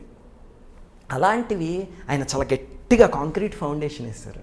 దానివల్ల నాకు ఎక్కడైనా ఇలాగా అంటే గుళ్ళోకి రానివ్వము కులం పేరుతో చెప్పి, లేకపోతే ఏదో బలానా భగవంతుడికి సేవ చేస్తున్నప్పుడు వీళ్ళు చేయడానికి కుదరదు, అవి నాకు మనసు చూక్ అనిపిస్తాయి. అందుకే నేను ఇప్పుడు మేము ప్రతి శివరాత్రికి రుద్రాభిషేకం చేస్తాం ఇంటి దగ్గర. నా పిల్లలకి భార్యకి అందరికీ ఈ రుద్రం అంతా నోటికొచ్చు. చేస్తూ ఉంటే పెద్ద శివలింగం వచ్చింది నా దగ్గరికి చాలా విచిత్రంగా. ఆ శివలింగం పెట్టుకుని ఒక 200 మంది 300 మంది వస్తారు. ఎవరికి కులం ఏ ప్రాతిపదిక ఉండదు. ఒకే రూల్ ఏమిటంటే స్నానం చేసి శుచిగా రండి అంతే. వచ్చాక కూర్చుని అందరూ అభిషేకం చేసుకుంటారు ఆ శివలింగానికి. అంతా అయ్యేసరికి ఇంత అభిషేక జలం వస్తుంది పంచామృతం, అది గ్లాసుల్లో పంచుకుని అందరం తాగేస్తా అయిపోయింది పూజ అంతే. నిజంగా అసలు మహానుభావులు. ఒక 10 ఏళ్ల పాటు పెళ్ళయిన తర్వాత 10 ఏళ్ల పాటు నవరాత్రులు అప్పుడు అమ్మవారికి 10 రోజులు మడి కట్టుకుని మహానైవేద్యం చేసి పెట్టిన నేను ఒక పెద్ద ఇన్సిడెంట్ జరిగిన తర్వాత నాకు టోటల్గా నమ్మకం పోయింది భగవంతుడి మీద. ఏం చేసినా ఏమిటి నాకు ఇంత చెడు జరిగింది, నిజంగా కనుక నేను ఎవరిని మోసం చేయలేదు, ఎవరికి నేను 1 రూపాయి లేదా అబద్ధం చెప్పలేదు, మోసం చేయలేదు. నాకెందుకు జరగాలి ఇలాగా? కనీసం నాకు వార్నింగ్ కూడా ఇవ్వలేదు, ఇలా జరుగుతుంది జాగ్రత్త అనన్నా వార్నింగ్ అన్నా ఇవ్వాలి కదా. అసలు ఎందుకు అని అసలు గత 7-8 సంవత్సరాలుగా సార్ పూజ గదిలోకి వెళ్తున్నాను, పువ్వులన్నీ పెట్టేస్తాను, ఒక దండం పెట్టుకుని వచ్చేస్తాను. ఏం చదవబుద్ధి కావట్లా, దీపం పెట్టబుద్ధి కావట్లా. పెట్టినా ఏం అడుగుతాం, వీళ్ళని ఏం అడుగుతాం, ఏం అడిగినా వీళ్ళు ఏమి చేయరు, అనవసరం అనే ఒక నిస్త్రాణం వచ్చేసింది సార్. చెయ్యట్లేదనే గిల్ట్ ఉంది లోపల. నేనేం చదువుకోలేకపోతున్నాను, ఇంతకు ముందులాగా ఏమీ చేయలేకపోతున్నాను అనే గిల్ట్ ఉంది. మళ్ళు కట్టేసి మహానైవేద్యాలు చేయాలని లేకపోయినా అట్లీస్ట్ గుమ్మం ముందు ముగ్గు పెట్టాలన్నా కూడా పెడితే ఏంటి పెట్టకపోతే ఏంటి, దీపం పెడితే ఏంటి పెట్టకపోతే ఏంటి. ఆ సాంబ్రాణి అనేది ఒక మంచి ఫీల్ కోసం ఆ సాంబ్రాణి వేస్తూ ఉంటాను. ఇలా అయిపోయింది సార్ ఎందుకో. మళ్ళీ నేను నార్మల్ అవ్వగలనా? తప్పకుండా. మీరు దీని సేమ్ బుద్ధుడి ప్రిన్సిపల్ ఇది. మీరు దీని వెనకాల ఒక చిన్న థ్రెడ్ పెట్టి చేయడం మొదలుపెట్టారు కాబట్టి మీకు అది బాధాకరం అనిపించింది. అదేమిటో నేను చెప్తా. ఇప్పుడు మీరు ఏదో 10 సంవత్సరాల క్రితం అలా చేసేదాన్ని, తర్వాత కొన్ని సంవత్సరాల నుంచి మానేశాను అన్నారు. ఎందుకంటే తర్వాత భగవంతుడు ఏం చేశాడు ఇలాగని ఒకటి ఆలోచించండి. మన జీవితంలో అందం, తెలివితేటలు, చదువు, అలాగనే సమాజంలో పేరు, ప్రతిష్ట, ఇవన్నీ ఇచ్చింది ఆ భగవంతుడే కదా. అంటే మనం అందంగా పుట్టాలి అని ఎక్కడో సైన్ చేసి మనం పుట్టలే, ఎవరో పుట్టించారు మన అందంగా.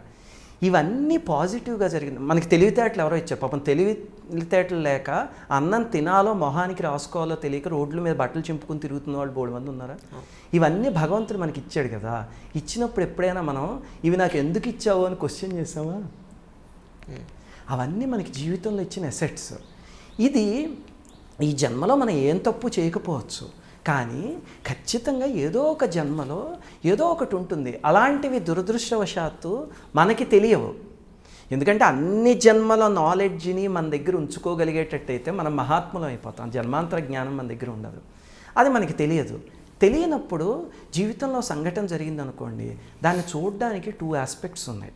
అది అలాగా కొన్నిసార్లు భగవంతుడు ఏం చేస్తాడంటే మన మీద నిజంగా ఆయనకి అంత కారుణ్యం కలిగినప్పుడు మనకి తెలియకుండా ఏదో ఒక మంచి చేస్తాడు. నేను ఇందాక మీకు చెప్పిన నా పెళ్ళి సంఘటన, దాన్ని నేను నెగిటివ్గా తీసుకుని ఉంటే రోజు నేను లలితా సహస్రనామం చేస్తున్నాను, అమ్మవారు నా పెళ్లి చెడగొట్టింది, ఆవిడకి ఇంకేం పర్లేదు చెడగొట్టింది అనుకోవచ్చు. ఏం జరిగినా అది మన మంచికే. అది ఒక 10 నెలలు ఆగితే అది నాకు మంచి అని తెలిసింది. అది నాకు 10 నెలల్లో తెలిసింది కాబట్టి ఓహో అమ్మవారు ఈజ్ రియల్లీ గ్రేట్ యార్ అనుకున్నా. కొంతమందికి 10 ఏళ్ళు పోయాక తెలియచ్చు, కొంతమందికి 20 ఏళ్ళు పోయాక తెలియచ్చు అందులో మంచి ఏమిటో. కానీ ఆవిడికి మాత్రం తెలుస్తుంది, మనకి తెలియదు అంతే. కాకపోతే మనం చేయాల్సింది ఏమిటంటే పూజ చేయండి సరే. ఇప్పుడు మడి తడి ముగ్గులు పెట్టడం ఇవన్నీ కూడా ఏమిటంటే శాంక్టిటీ. ఇప్పుడు కరోనా వచ్చాక మడికి అర్థం ఏమిటో అందరికీ తెలిసే ఉంటుంది కదా. అదే ఋషులు మడి కింద చెప్పారు అంతే. మనం వండే పదార్థం, కూర్చునే ప్లేస్ అవన్నీ అదే మడి, బట్టలు అన్నీ అవన్నీ వదిలేయండి. ముఖ్యంగా ఏమిటంటే మనకి ఎప్పుడైనా జీవితంలో కష్టమైనది ఏమైనా వస్తే ఒళ్ళొంచి పరులకి సేవ చేయండి. అది చేస్తే ఆ కర్మ ఏదున్నా ఫాస్ట్గా కరిగిపోతుంది. ఇది మహాత్ములు ఎన్ని సంఘటనలో నిరూపించి చూపించారు. ఎన్ని సంఘటనలో ఇది సింప్లెస్ట్ వే అనమాట. నేను ఇందాక చెప్పిన మాస్టర్ ఈకే గారే, ఆయనకి భూత భవిష్యత్ వర్తమానాలు తెలిసేసేవి మొహం చూస్తే. దాంతో ఎవరైనా బలానా కష్టంతో ఈ రోగం తగ్గట్లేదండి, అసలు చచ్చిపోతున్నాను నేను, ఎలా బయటికి కదలలేకపోతున్నానంటే ఆయన హోమియోపతి మందు ఇచ్చేవారు. ఇచ్చనేవారు ఏదో బలానా గుళ్ళో అన్నదానం చేస్తున్నారు కదా, ప్రతిరోజు పేదలందరికీను ప్రతిరోజు వెళ్ళి అక్కడ కూరలు తరగడం అలాంటి పనులు చేయి. అలాగే వాళ్ళు తినేసాక ఆకులు ఎత్తడం అవన్నీ చేయాలి. అంటే ఆకులు నేను ఎలా ఎత్తుతానండి, అక్కడ డొనేషన్ ఇచ్చేస్తాను 10,000 అనేవాడు. అంటే మన దగ్గర ఇది ఉంది కదా అని అదొక.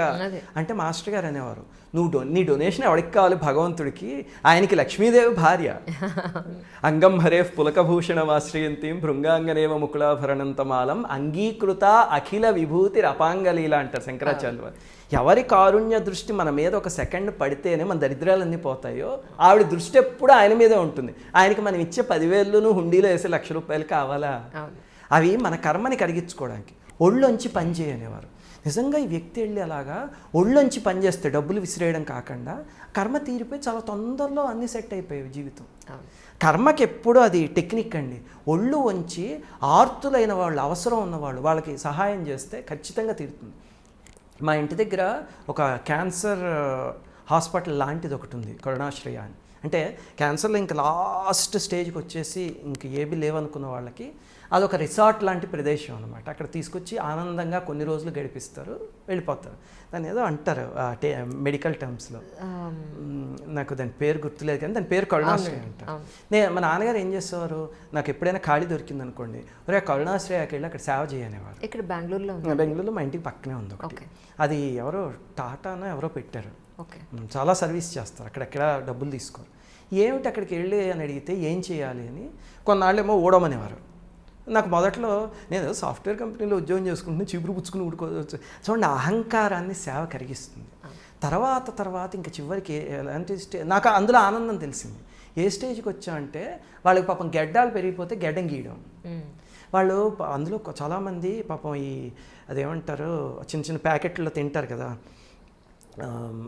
కిళ్ళీలు, గుట్కాలు, అవి తినేసి ఇక్కడ క్యాన్సర్లే చిన్న చిన్న వచ్చేసిన వాళ్ళ గెడ్డం గీస్తూ ఉంటే ఏదో ఒక రకంగా ఉండేది. కానీ చూసి వెళ్ళేసరికి మెల్లిగా అది వాళ్ళు అదంతా అయిపోయాక ఆ చేతితో నా బాబే అన్నారనుకోండి, విష్ణుమూర్తి ముట్టుకున్న అనుభూతి కలిగేది. నిజంగా నమ్మరు మీరు చెప్తే, చాలా హాయిగా ఉండేది. అసలు మనం ఎవరికో ఒక ₹1,00,000 ఇస్తారని ఆనందం ఎవరో మనకి ఇస్తే వాళ్ళు ఇలా ముట్టుకుని నా బాబే చల్లగా ఉండవయ్యా అన్నారంటే విష్ణుమూర్తి అన్నట్టుగా అనిపించేది. అది అలవాటయ్యి ఆఖరిలో మా నాన్నగారు పాపం ఒక 3-3.5 సంవత్సరాలు మంచం మీద ఉండాల్సి వచ్చింది దురదృష్టవశాత్తు. అది వేరే కథలండి. అప్పుడు మా నాన్నగారికి ఏది చేస్తున్నా నాకు అప్పుడు చాలా తేలిగ్గా అనిపించేది. ఆయన పాపం కదలలేకపోయేవారు, మంచం మీద ఇలా ఉండి సీలింగ్ చూస్తూ ఉండేవారు. అప్పుడు ఏది చేసినా ఓహో అందుకే నన్ను ట్రైనింగ్ ఇవ్వడానికి ఆ కరుణాశ్రయకి పంపించారనమాట అని అర్థమైంది. అది జీవితం. అలా చేస్తూ ఉంటే మన కర్మ కరుగుతుంది. నేను ఇలాంటివి మా నాన్నగారు భగవంతుడు ఏదో ఒక అవకాశంతో చేయించడం వల్ల నాకు ఎప్పుడూ ఏ రకమైన కష్టం కోసం పూజ చేయాల్సిన అవసరం రాలే. ఎందుకంటే కష్టం వచ్చినప్పుడు వాళ్ళే ఏదో రకంగా తీర్చేశారు అంతే. That's really great thing sir. చాలామంది డబ్బు దండిగా ఉన్నవాళ్ళనండి, బాగా డబ్బులు సంపాదించిన వాళ్ళనండి, వాళ్ళు ఎన్నో చెడ్డ పనులు చేసి తిరుపతి వెళ్ళి కొన్ని కోట్ల రూపాయలు విరాళంగా ఇచ్చేస్తూ ఉంటారు. లేదు బయట ఎంతో దానాలు చేసేస్తూ ఉంటారు వాళ్ళ కింద పనిచేసే వాళ్ళకి. అంటే వాళ్ళు చేసిన అన్ని పాపపు పనులకి ఈ డబ్బులు లేదా ఈ అన్నదానాలు లేదా ఈ విరాళాలు ఇచ్చేస్తే సమసిపోతుంది అక్కడికి. మనం చాలా పుణ్యం చేసేసినట్ట లెక్క, వాడు చేసిన పాపం. Logical question. First of all ఒకటి చెప్తాను, తిరుపతి వెళ్ళి కోట్ల దానాలు చేశారు అన్నప్పుడు మీ మైండ్లో కొన్ని క్యారెక్టర్లు కదిలి ఉండొచ్చు. ఆ క్యారెక్టర్లో తర్వాత జైలు శిక్ష అనుభవించిన వాళ్ళు ఉన్నారా? ఉన్నారు.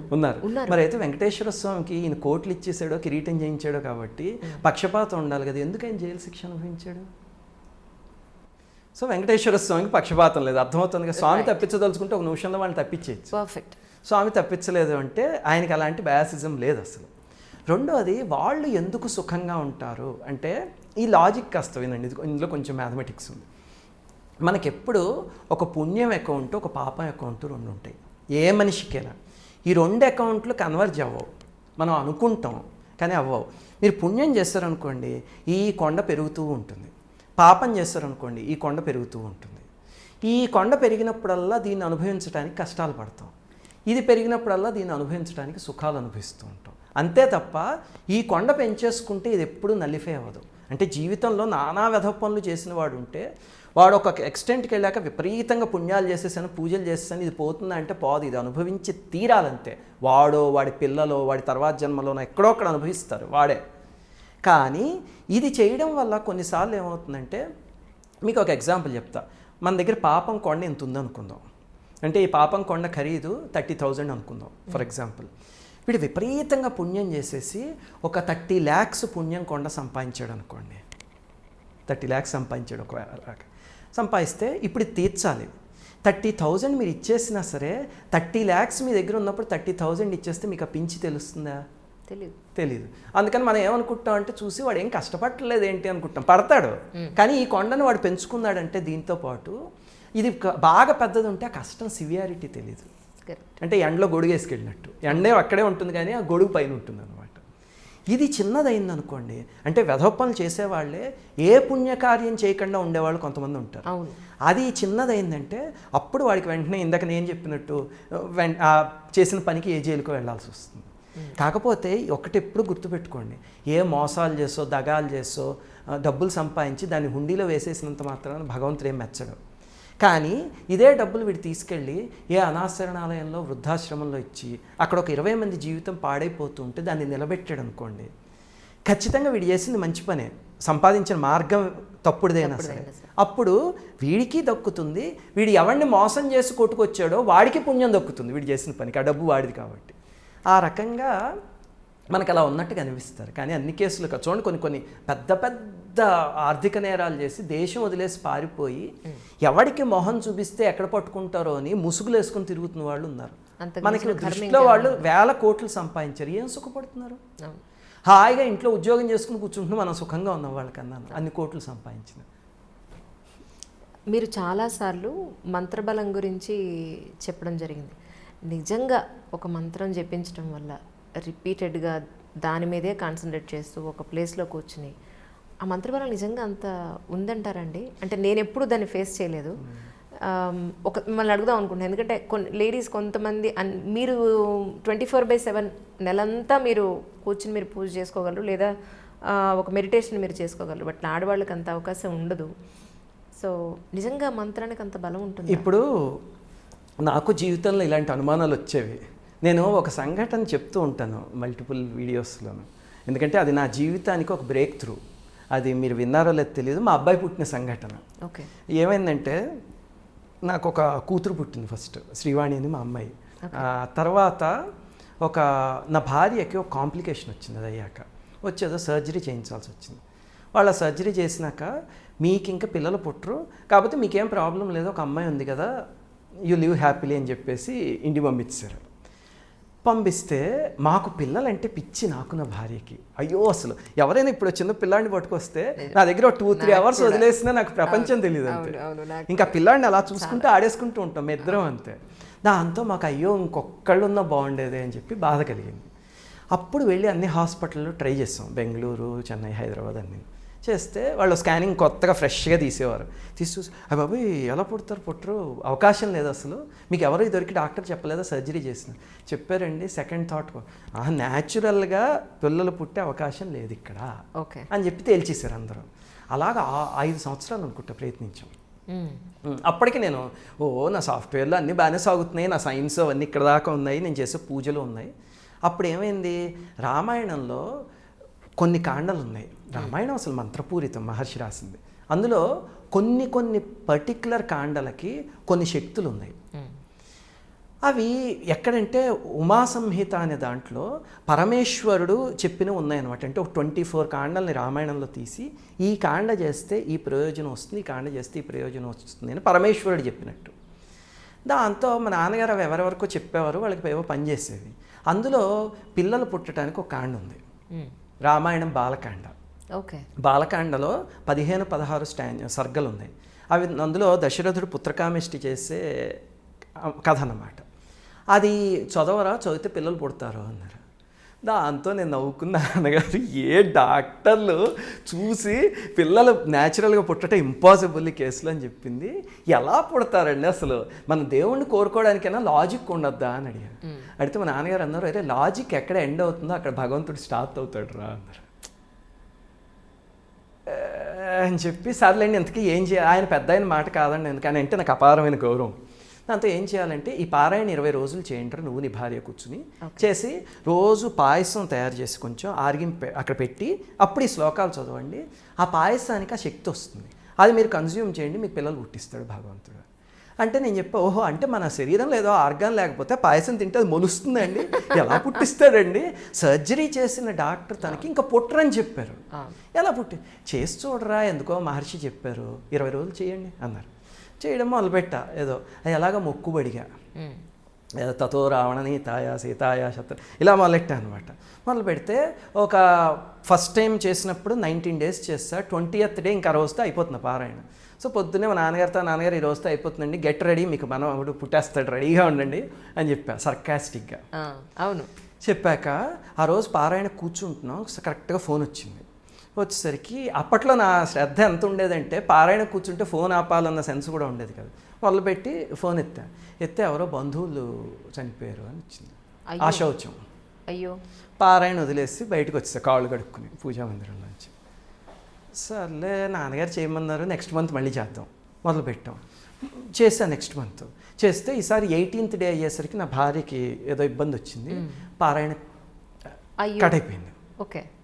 ఇదేమిట్రా ఇదేదో విచిత్రంగా ఉంది, పారాయణ చేయలేకపోతున్నాను ఏమిటి, సరే 3rd time ఖచ్చితంగా చేద్దాం అని కూర్చున్నా.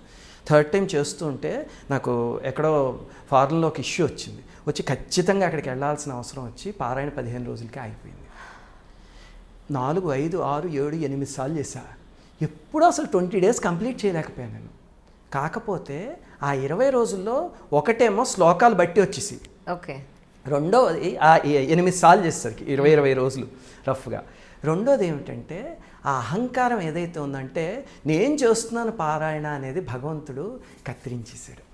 అది చూడండి అలా చెక్కుతాడు భగవంతుడు, అంటే ఇన్నాళ్ళు చేయించింది ఎందుకంటే దానికోసం అనమాట.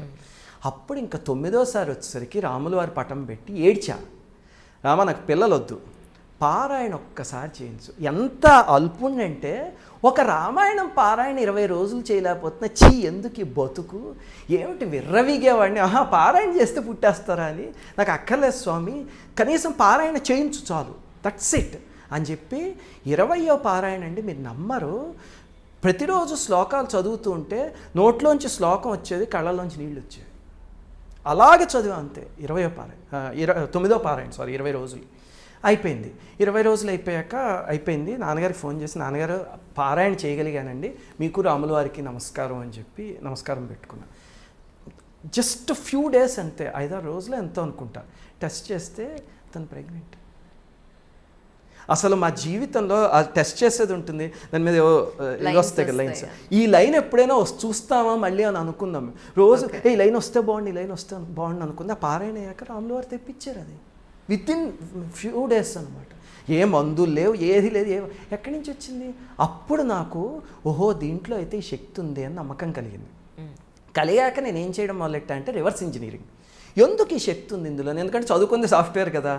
ఇప్పుడు ఈ చాప్టర్ తీసి ఇది అసలు ఎలా పనిచేస్తుంది, ఇందులో శ్లోకాలు ఎలా ఉన్నాయి, ఈ శ్లోకాలకి నిజంగా ఏదో జరిగింది నా జీవితంలో అనేది అర్థమైంది, దానికి లింక్ ఏమిటి, ఇవి ఎక్స్ప్లోర్ చేస్తూ ఉంటే మెల్లిగా అది నన్ను స్పిరిచువలిజం వైపుకి నడిపించింది. ఆ తర్వాత నేను చెప్పిన 24 రామాయణంలో ఉన్న 24 పవర్ఫుల్ చాప్టర్స్లో నేను దాదాపు ఇప్పటిదాకా ఒక 11-12 చాప్టర్లకి వేరియస్ పీపుల్ మీద, నా మీద కూడా ఎక్స్పెరిమెంట్లు చేసుకున్నా. నేను లైక్ ల్యాబ్ అనమాట. అంటే ఇది ఎక్స్పెరిమెంట్ చేయడం, వాళ్ళు ఎలా చదివారో అసలు ఎలా చదివే వ్యక్తిలో చూడడం, వాళ్ళకి ఎలా పనిచేసింది అనేది రికార్డ్ చేస్తే 100s of incidents పనిచేస్తుంది. అలాగా ఖచ్చితంగా దానికి శక్తి ఉంది. కాకపోతే ఆ శక్తిని పలికించుకునే భక్తి ఇక్కడ ఉంటే అప్పుడు పలుకుతుంది. కరెక్ట్. కానీ అంటే మా ఇంట్లో మా అమ్మ చెప్తూ ఉంటారు, మంగళవారం శుక్రవారం అలా జుట్టు కత్తిరించుకోకండి, పార్లర్కి వెళ్ళి లేదా నెయిల్స్ కట్ చేయొద్దని. ఇంట్లో పిల్లలు అడుగుతుంటారు ఎందుకు అని. ఇవాళ లాజిక్లు అడగండి మీరు, కట్ చేయకూడదంటే కట్ చేయకూడదు అంతే. అలా కాదు, మాకు రీజన్ చెప్తేనే మేము ఆపుతామని. సో నా దగ్గర అయితే నిజంగా నాకు తెలియదు సార్. అలాంటి వాళ్ళకి మీరు ఏమన్నా సమాధానం చెప్పగలుగుతారా? ఇక్కడ 2 యాంగిల్స్ ఉన్నాయండి. మనకి శాస్త్రంలో చెప్పేదానికి దేనికైనా సరే మామూలుగా ఒక భౌతికమైన యాంగిల్ ఒకటి ఉంటుంది.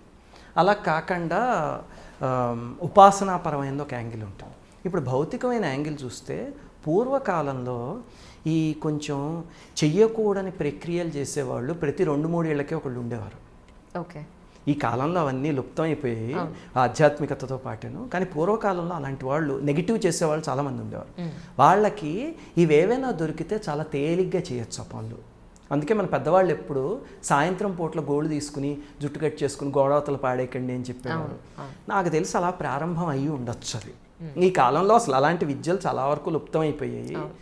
జనాల్ని భయపెట్టడానికి తప్ప ఎందుకు ఉపయోగించట్లేదు అవి, అనవసరంగా భయపెట్టి డబ్బులు దండుకోవడానికి. అందుకని అలాంటిది అయ్యి ఉండొచ్చు ఫిజికల్గా చూస్తే. ఉపాసనా పరంగా చూస్తే ఏమిటంటే ప్రతి తిథికి ప్రతి వారానికి సూర్యోదయానికి సూర్యాస్తమయానికి అధిదేవతలు కొంతమంది ఉన్నారు. ఓకే. మీరు ఉపాసన రోజు చేయడం మొదలు పెడితే మీకు అధిదేవతతో కనెక్ట్ ఏర్పడుతుంది. ఆ అధిదేవతలకి కొన్ని ప్రీతికరమైన పనులు ఉన్నాయి, కొన్ని ప్రీతి లేని పనులు ఉన్నాయి. వాళ్ళకి ప్రీతి లేని పని వాళ్ళ తిథిలో చేసినప్పుడు ఒక ఉపాసకుడు వాళ్ళని ఇబ్బంది పెట్టడానికి ప్రయత్నించడు. దానికోసం అని వాళ్ళకి ఏ పని అయితే ఇష్టం లేదు. ఇప్పుడు లక్ష్మీదేవి ఉన్నారు. లక్ష్మీదేవి అంటే సంపద మన దాంట్లో. ఆ తిథికి అధిదేవత ఎవరైతే ఉంటారో వాళ్ళకి మనం శుక్రవారం నాడు తీసుకువెళ్ళి పెద్ద పెద్ద మనీ ట్రాన్సాక్షన్స్ చేసి, అంటే ఈ సంపదని బయటికి పంపించేయడం అనేది ఇష్టం ఉండకపోవచ్చు. అందుకని చెయ్యొద్దు అని చెప్పారు పెద్దవాళ్ళు. అలాగని పాపం మన పని మనిషికి జీతం ఇవ్వాలనుకోండి, ఆ అమ్మాయి ఏదో కష్టంలో ఉంటుంది, శుక్రవారం ఈరోజు నేను జీతం ఇవ్వను అని పెట్టుకుంటే అది మూర్ఖత్వం. అప్పుడు ఏ లక్ష్మీదేవి మెచ్చదు. అవును. ఎందుకంటే ఆ అమ్మాయి జీవనం గడిచేది మనం ఇచ్చే జీతం మీద. అప్పుడు శుభ్రంగా అమ్మాయిలో లక్ష్మీదేవిని చూసి తీసుకోమ్మా అని ఇస్తే ఏమీ ఉండదు సమస్య. అంతేకాని ఇప్పుడేదో ఆ రోజు నేను ఒక 50 లక్షలు పెట్టి ఒక పని చేయాలనుకోండి, అది ఆ రోజు మానేసి తర్వాత రోజు చేద్దాం, ఎందుకు ఆ దేవతని ఇబ్బంది పెట్టడం అనుకుంటే అది అన్నమాట. అలాగనే ఇప్పుడు మనం తినే ఆహారం, కొన్ని ఉల్లిపాయలు వెల్లుల్లిపాయలు ఇలాంటివి తింటే కొన్నిసార్లు మంత్రాది దేవతలకి ఇబ్బంది కలుగుతుంది. అంటే వాళ్ళు మనం ఉపాసన చేస్తూ ఉంటే అర్థమవుతాయి, థియరాటికల్గా ఎంత చెప్పినా అర్థం కావు. అప్పుడు అది తినడం మానేసాం అనుకోండి, మనమే ఆ మంత్ర ఉపాసన చేస్తుంటే మనకి చాలా హాయిగా సౌకర్యంగా అనిపిస్తుంది. అది చేయలేదు అనుకోండి, మనకి మంత్రం చేస్తుంటే ఏమిటి రోజు చాలా డిస్టర్బ్డ్గా ఇబ్బందిగా ఉంది అనిపిస్తుంది. ఇది ఉపాసనాపరమైంది. ఇంకా ఫిజికల్గా చూస్తే నేను పచ్చులపై గోంగూర పచ్చడి తినేసి ఇక్కడికి వచ్చి కూర్చుంటే మీరు నాతో మాట్లాడగలరు అసలు ఎదురుగుండా కూర్చుని, అది ఫిజికల్గా ఇది. అలాగే ప్రతిదానికి ఫిజికల్గా ఉంటుంది, ఉపాసనాపరంగా ఉంటుంది. మనం వాటిని సమన్వయించుకోగలిగితే అప్పుడు పెద్దవాళ్ళు చెప్పిన దాన్ని గౌరవించవచ్చు. చాలామంది చెప్తూ ఉంటారు సార్, ఏంటంటే బొల్లి ఉన్న వాళ్ళకి సూర్యుడి శాపం ఉంటేనే బొల్లి అనేది వస్తుందని. కానీ బొల్లి వచ్చిన వాళ్ళు సూర్య నమస్కారాలు కానీ లేదంటే ఆదివారం వాళ్ళు చేయాల్సిన పని ఏదో ఉంటుంది, అది చేస్తే బాగుంటుంది, ఆ బొల్లి అనేది తగ్గుతూ ఉంటుందని. మా అమ్మగారు ఎక్స్పెరిమెంట్ చేశారు యాక్చువల్గా. ఏమంటారు దాన్ని, సూర్యుడికి సంబంధించిన స్తోత్రం ఉంటుంది, ఆదిత్య హృదయం. పొద్దున్నే స్నానం చేసి అమ్మ చేస్తే ఆవిడకి ఒక 4-5 డాట్స్తో స్టార్ట్ అయింది. ఆవిడకి ఇచ్చిన మెడిసిన్, డాక్టర్ గారు ఇచ్చిన మెడిసిన్ కూడా పనిచేసి వితిన్ మంత్ తగ్గిపోయింది. ఆవిడ ఏమనుకుందంటే డాక్టర్ గారు ఇచ్చిన మెడిసిన్ కన్నా నాకు ఇదే ఇతేనే కరెక్ట్గా పనిచేస్తుందని. అది ఏమన్నా అపోహ అంటారా? మీ వరకు ఏమన్నా వచ్చిందా? మంచిది అడిగారు. నాకు ఇలాంటి సంఘటనలు జరిగిన ఉన్నాయి, చెప్తాను. మొట్టమొదటిది ఏమిటంటే అరసవెల్లి తెలుసు కదా మీకు. అరసవెల్లి సూర్యనారాయణ స్వామి టెంపుల్కి మోస్ట్ ఫేమస్. అయితే అక్కడ ఈశ్వర సత్యనారాయణ గారు అని ఒక మహనీయుడు మంత్రవేత్త ఒక ఆయన ఉండేవారు. ఆయన 1975 దాకానే ఎప్పటిదాకానే ఉన్నారు. ఆయన ఒకసారి వాళ్ళ తల్లికి బొల్లు వ్యాధి వచ్చేసింది, లుకోడర్మా అంటాం కదా, అది వస్తే అప్పుడు ఆయనకి సౌరమంత్రం తెలుసు. సౌరమంత్రం అనేది ఆదిత్య హృదయం కన్నా ఇంకా చాలా పవర్ఫుల్, అది వేదంలో పాఠం అనమాట, ఋగ్వేదంలో ఉంది. దాంతో అమ్మ నేను సౌరమంత్రం చదువుతా, ఆయన ఆ మంత్రసిద్ధి చేసుకున్న ఆయన, నువ్వేమో అరసవెల్లి ఆలయం చుట్టూ 108 ప్రదక్షిణాలు చెయ్యి ప్రతి ఆదివారం నాడు. ఎందుకంటే అరసవెల్లిలో ఉన్న మూర్తి అది మామూలు మూర్తి కాదు, వెరీ పవర్ఫుల్. అంటే అది మనం శిలామూర్తి అని కూడా చెప్పలేం. అది సూర్యనారాయణ దగ్గర నుంచి భూమి మీదకి చాలా విచిత్రంగా వచ్చిన ఒక స్వరూపం, మన వెంకటేశ్వర స్వామి లాగా.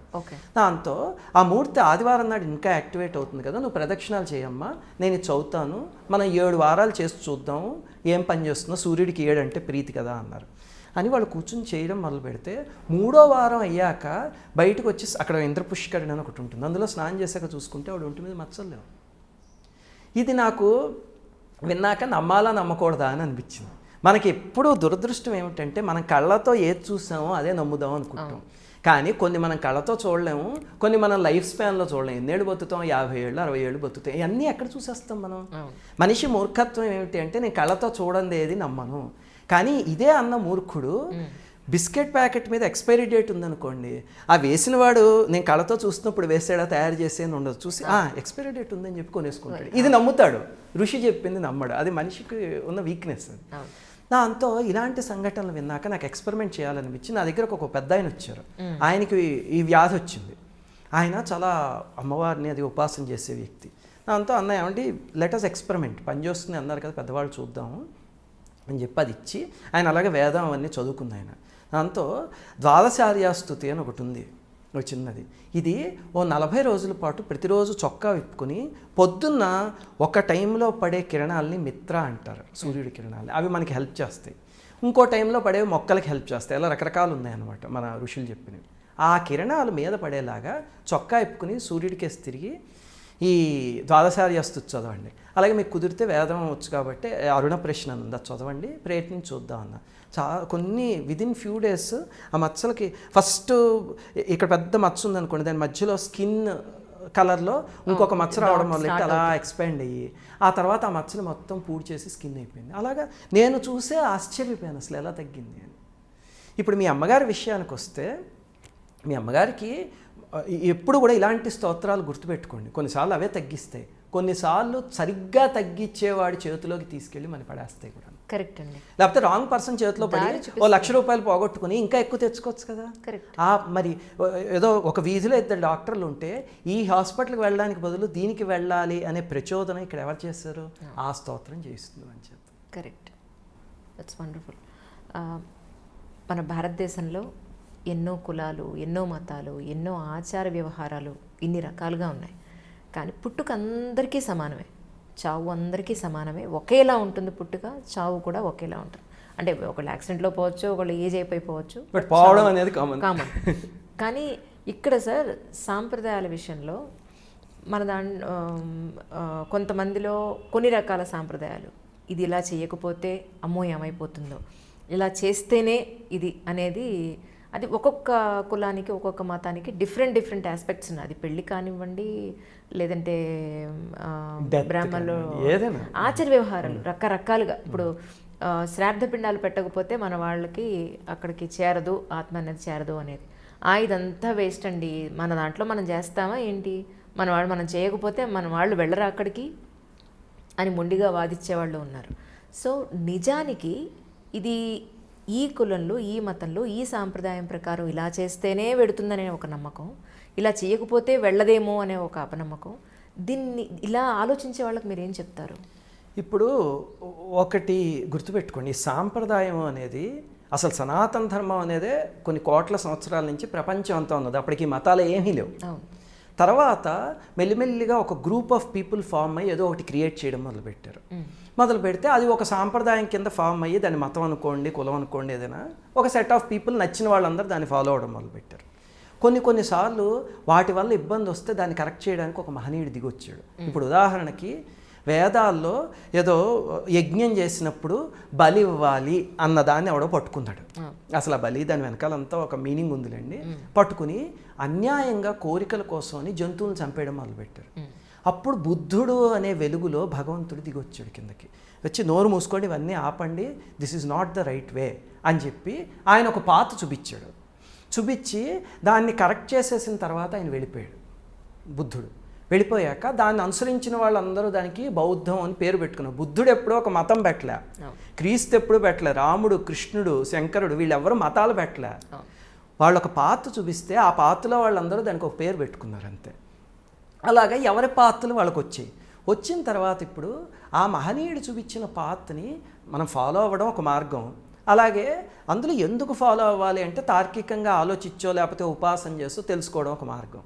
అది తగ్గిపోయి ఇప్పుడు ఏమైందంటే ఒకళ్ళ మీద ఒకళ్ళు బురద జల్లుకోవడం ఎక్కువైంది.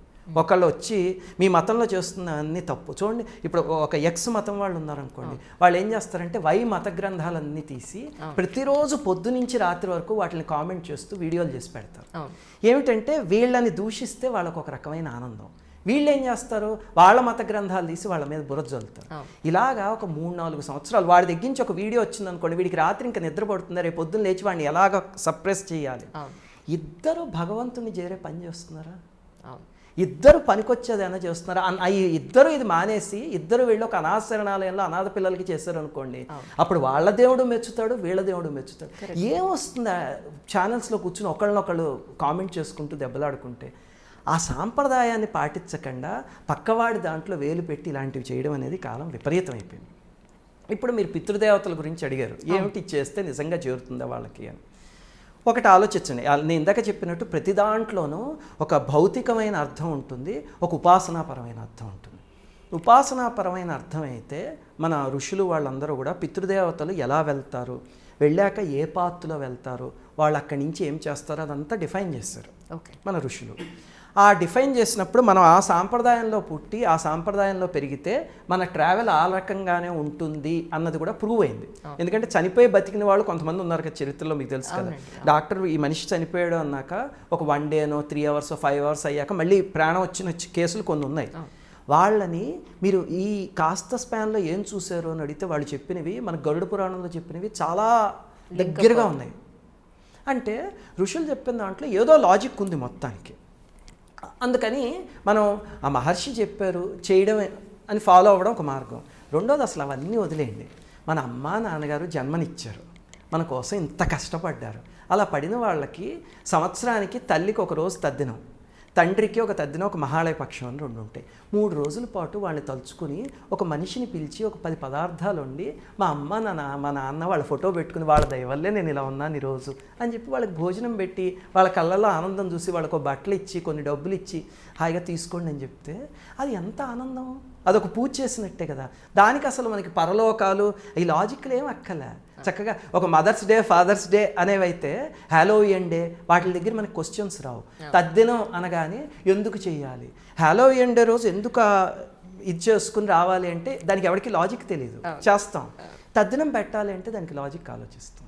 మహర్షి చెప్పాడు కాబట్టి దాన్ని ఉపాసన చేస్తూ ఉంటే తెలుస్తుంది అదేమిటి అనేది. బోల్డ్ కథల్లో పితృదేవతలు వచ్చి నాకు ఫలానా పని చెయ్యి అంటే చేశాక వాళ్ళ వంశంలో ఉన్న బ్లాకేజ్ పోయి వంశం ముందుకెళ్ళిన వాళ్ళు ఉన్నారు. పితృదేవతలు అని ఒక మండలం ఉంది. అంటే అది మీ అమ్మగారు మా నాన్నగారు వాళ్ళు కాదు, పైన ఉన్నారనమాట, వసురుద్రాదిత్యులు అని. వాళ్ళు ప్లీజ్ అయితే కనుక ఆ కుటుంబంలో పిల్లల తెలివితేటలకి, వాళ్ళ పెళ్ళిళ్ళకి, వాళ్ళ జీవితం సాఫీగా సాగడానికి, వాళ్ళకి పిల్లలు పుట్టడానికి, వాళ్ళు ఆరోగ్యంగా ఉండడానికి, అదంతా పద్ధతిగా వాళ్ళ ఆయుష్కి అన్నీ సక్రమంగా వెళ్తాయి అని చెప్పి శాస్త్రంలో చెప్పారు. అవి అలా రెగ్యులర్గా చేస్తూ ఉంటే తరాల తరబడి ఎవరికి అన్యాయం చేయకపోతే జీవితం చాలా హాయిగా ఉంటుంది. బట్ ఈ పనులన్నీ చేస్తూ పక్కన ఇంట్లో వాడి కొంప ముంచేశారు అనుకోండి, అప్పుడు ఏ భగవంతుడు ఏ పితృదేవతలు మెచ్చరు. ఎందుకంటే వాళ్ళలో ఉన్న భగవంతుడిని ఏడిపిస్తే మన ఫోటోలో ఉన్న భగవంతుడు ఎప్పుడూ పలకడు. అవును సార్. ఈ రోజుకి ఇంత టెక్నాలజీ, ఇంత ఎడ్యుకేషన్ డెవలప్ అయినా కూడా ఈ రోజుకి ఎవ్రీ మంత్ డేట్ వస్తే పక్కన కూర్చోబెట్టే వాళ్ళు ఇప్పటికీ ఉన్నారు. నా ఇంట్లో కూర్చోబెడతాం, మా అమ్మాయి కూర్చుంటుంది, నా భార్య కూర్చుంటుంది. అవునా? 3 రోజులు అంటే 3 రోజులు ఫుల్ కూర్చుంటారు. 4వ రోజు ఇంట్లోకి వస్తారు కానీ పూజ అవేమి చేయరు. 5వ రోజు నుంచి వచ్చి పూజ చేస్తారు. ఓహో. సో అంటే అది కలిపితే ఏదైనా దోషం అంటారా మీ ఉద్దేశ ప్రకారం? మళ్ళీ మీరు ఉపాసన చేశారు కాబట్టి మీ ఇంట్లో అంటూ ఒక పూజా విధానం, ఒక నియమనిష్టలు ఉన్నాయి కాబట్టి మీకు దాని గురించి నేను క్వశ్చన్ వేయట్లేదు. బట్ ఇన్ జనరలీ ఉద్యోగస్తులు పొద్దున్న సాయంత్రం సపరేట్ కూర్చునే అవకాశం లేక ఇలా ఉన్న వాళ్ళకి మీ ఉద్దేశ ప్రకారం ఇది భౌతికంగా చూస్తే హైజీన్, ఓకే. మీరు భౌతికంగా చూడండి, నిన్నటిదాకా మొన్నటిదాకా ఒకడికొకడు షేక్ హ్యాండ్ ఇచ్చుకుంటే తప్పు ఏమిటి, నమస్కారం ఎందుకు పెట్టుకోవాలి అని రాసి పూసుకుని తిరిగిన జనాలందరూ ఇప్పుడు షేక్ హ్యాండ్ అనేది ఇవ్వట్లేదు చూసారా. ఒకవేళ ఇచ్చినా సరే వాడు అటు తిరగగానే శానిటైజర్ వేసి చేసుకుంటారు, అంతేనా. వాడు ఏమనుకుంటాడో అని కూడా చూడరు. మరి నిన్న మొన్నటిదాకా లేనిది ఈ 1 year నుంచి ఇది ఎందుకు స్టార్ట్ అయింది అంటే, ఈ షేక్ హ్యాండ్ ఇవ్వడం అనే దాంట్లో హైజీన్ లేదు, పెద్దవాళ్ళు చెప్పిన నమస్కారమే బెటర్.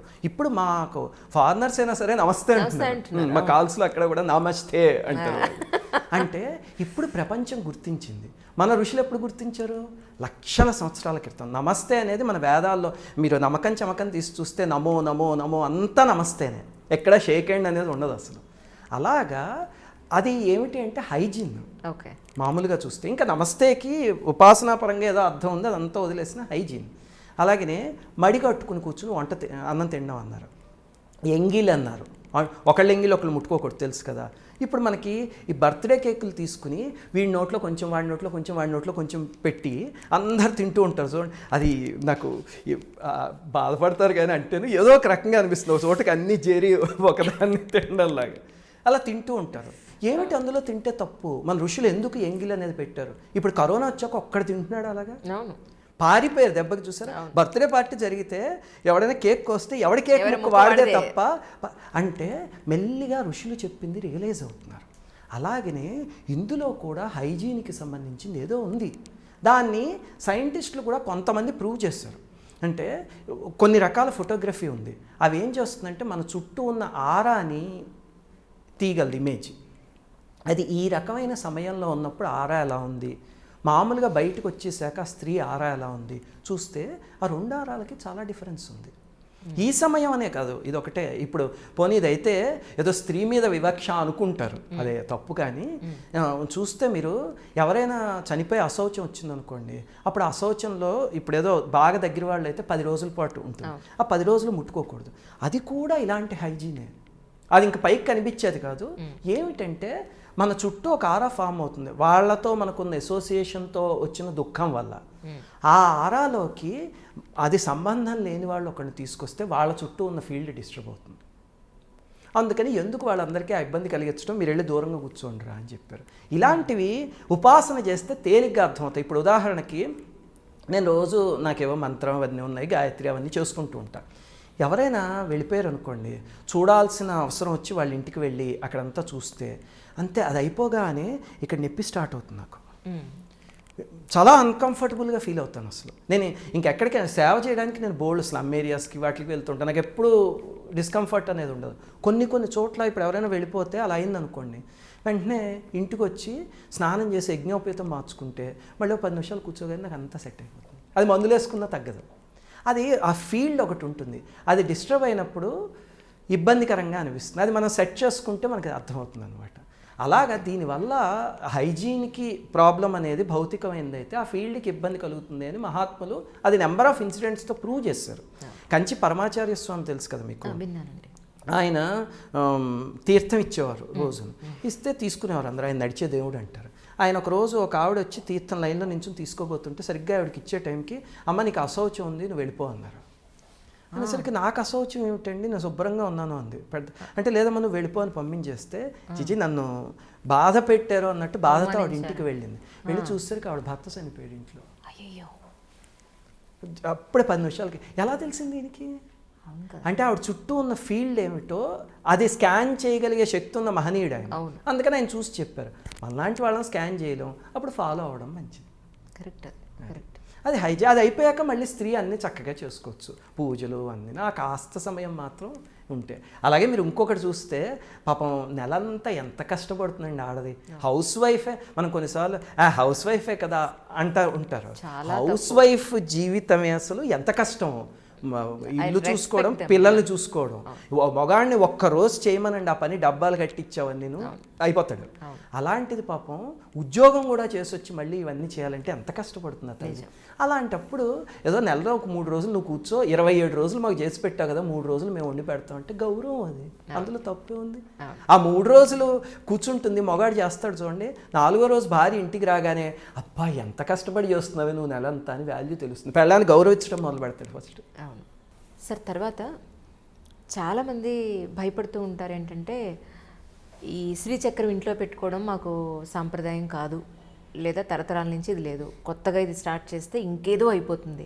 నేను నవరాత్రులు మొదలుపెట్టినప్పుడు కూడా మా పెద్దమ్మ వాళ్ళు, అమ్మ వాళ్ళు, మా అత్తగారు వాళ్ళు, ఇప్పటివరకు నువ్వు చేయలేదు కదా, ఏమిటి నీ పిచ్చ ఏమిటి, కొత్తగా మొదలు పెడుతున్నావు ఇది, ఈ పూజ చేయడం వల్లే 10 ఏళ్ల పాటు నువ్వు ఏదో తప్పు చేసేసావు, అందుకే ఇంత పెద్ద శిక్ష పడింది నీకు అననే అన్నవాళ్లే చాలామంది నన్ను.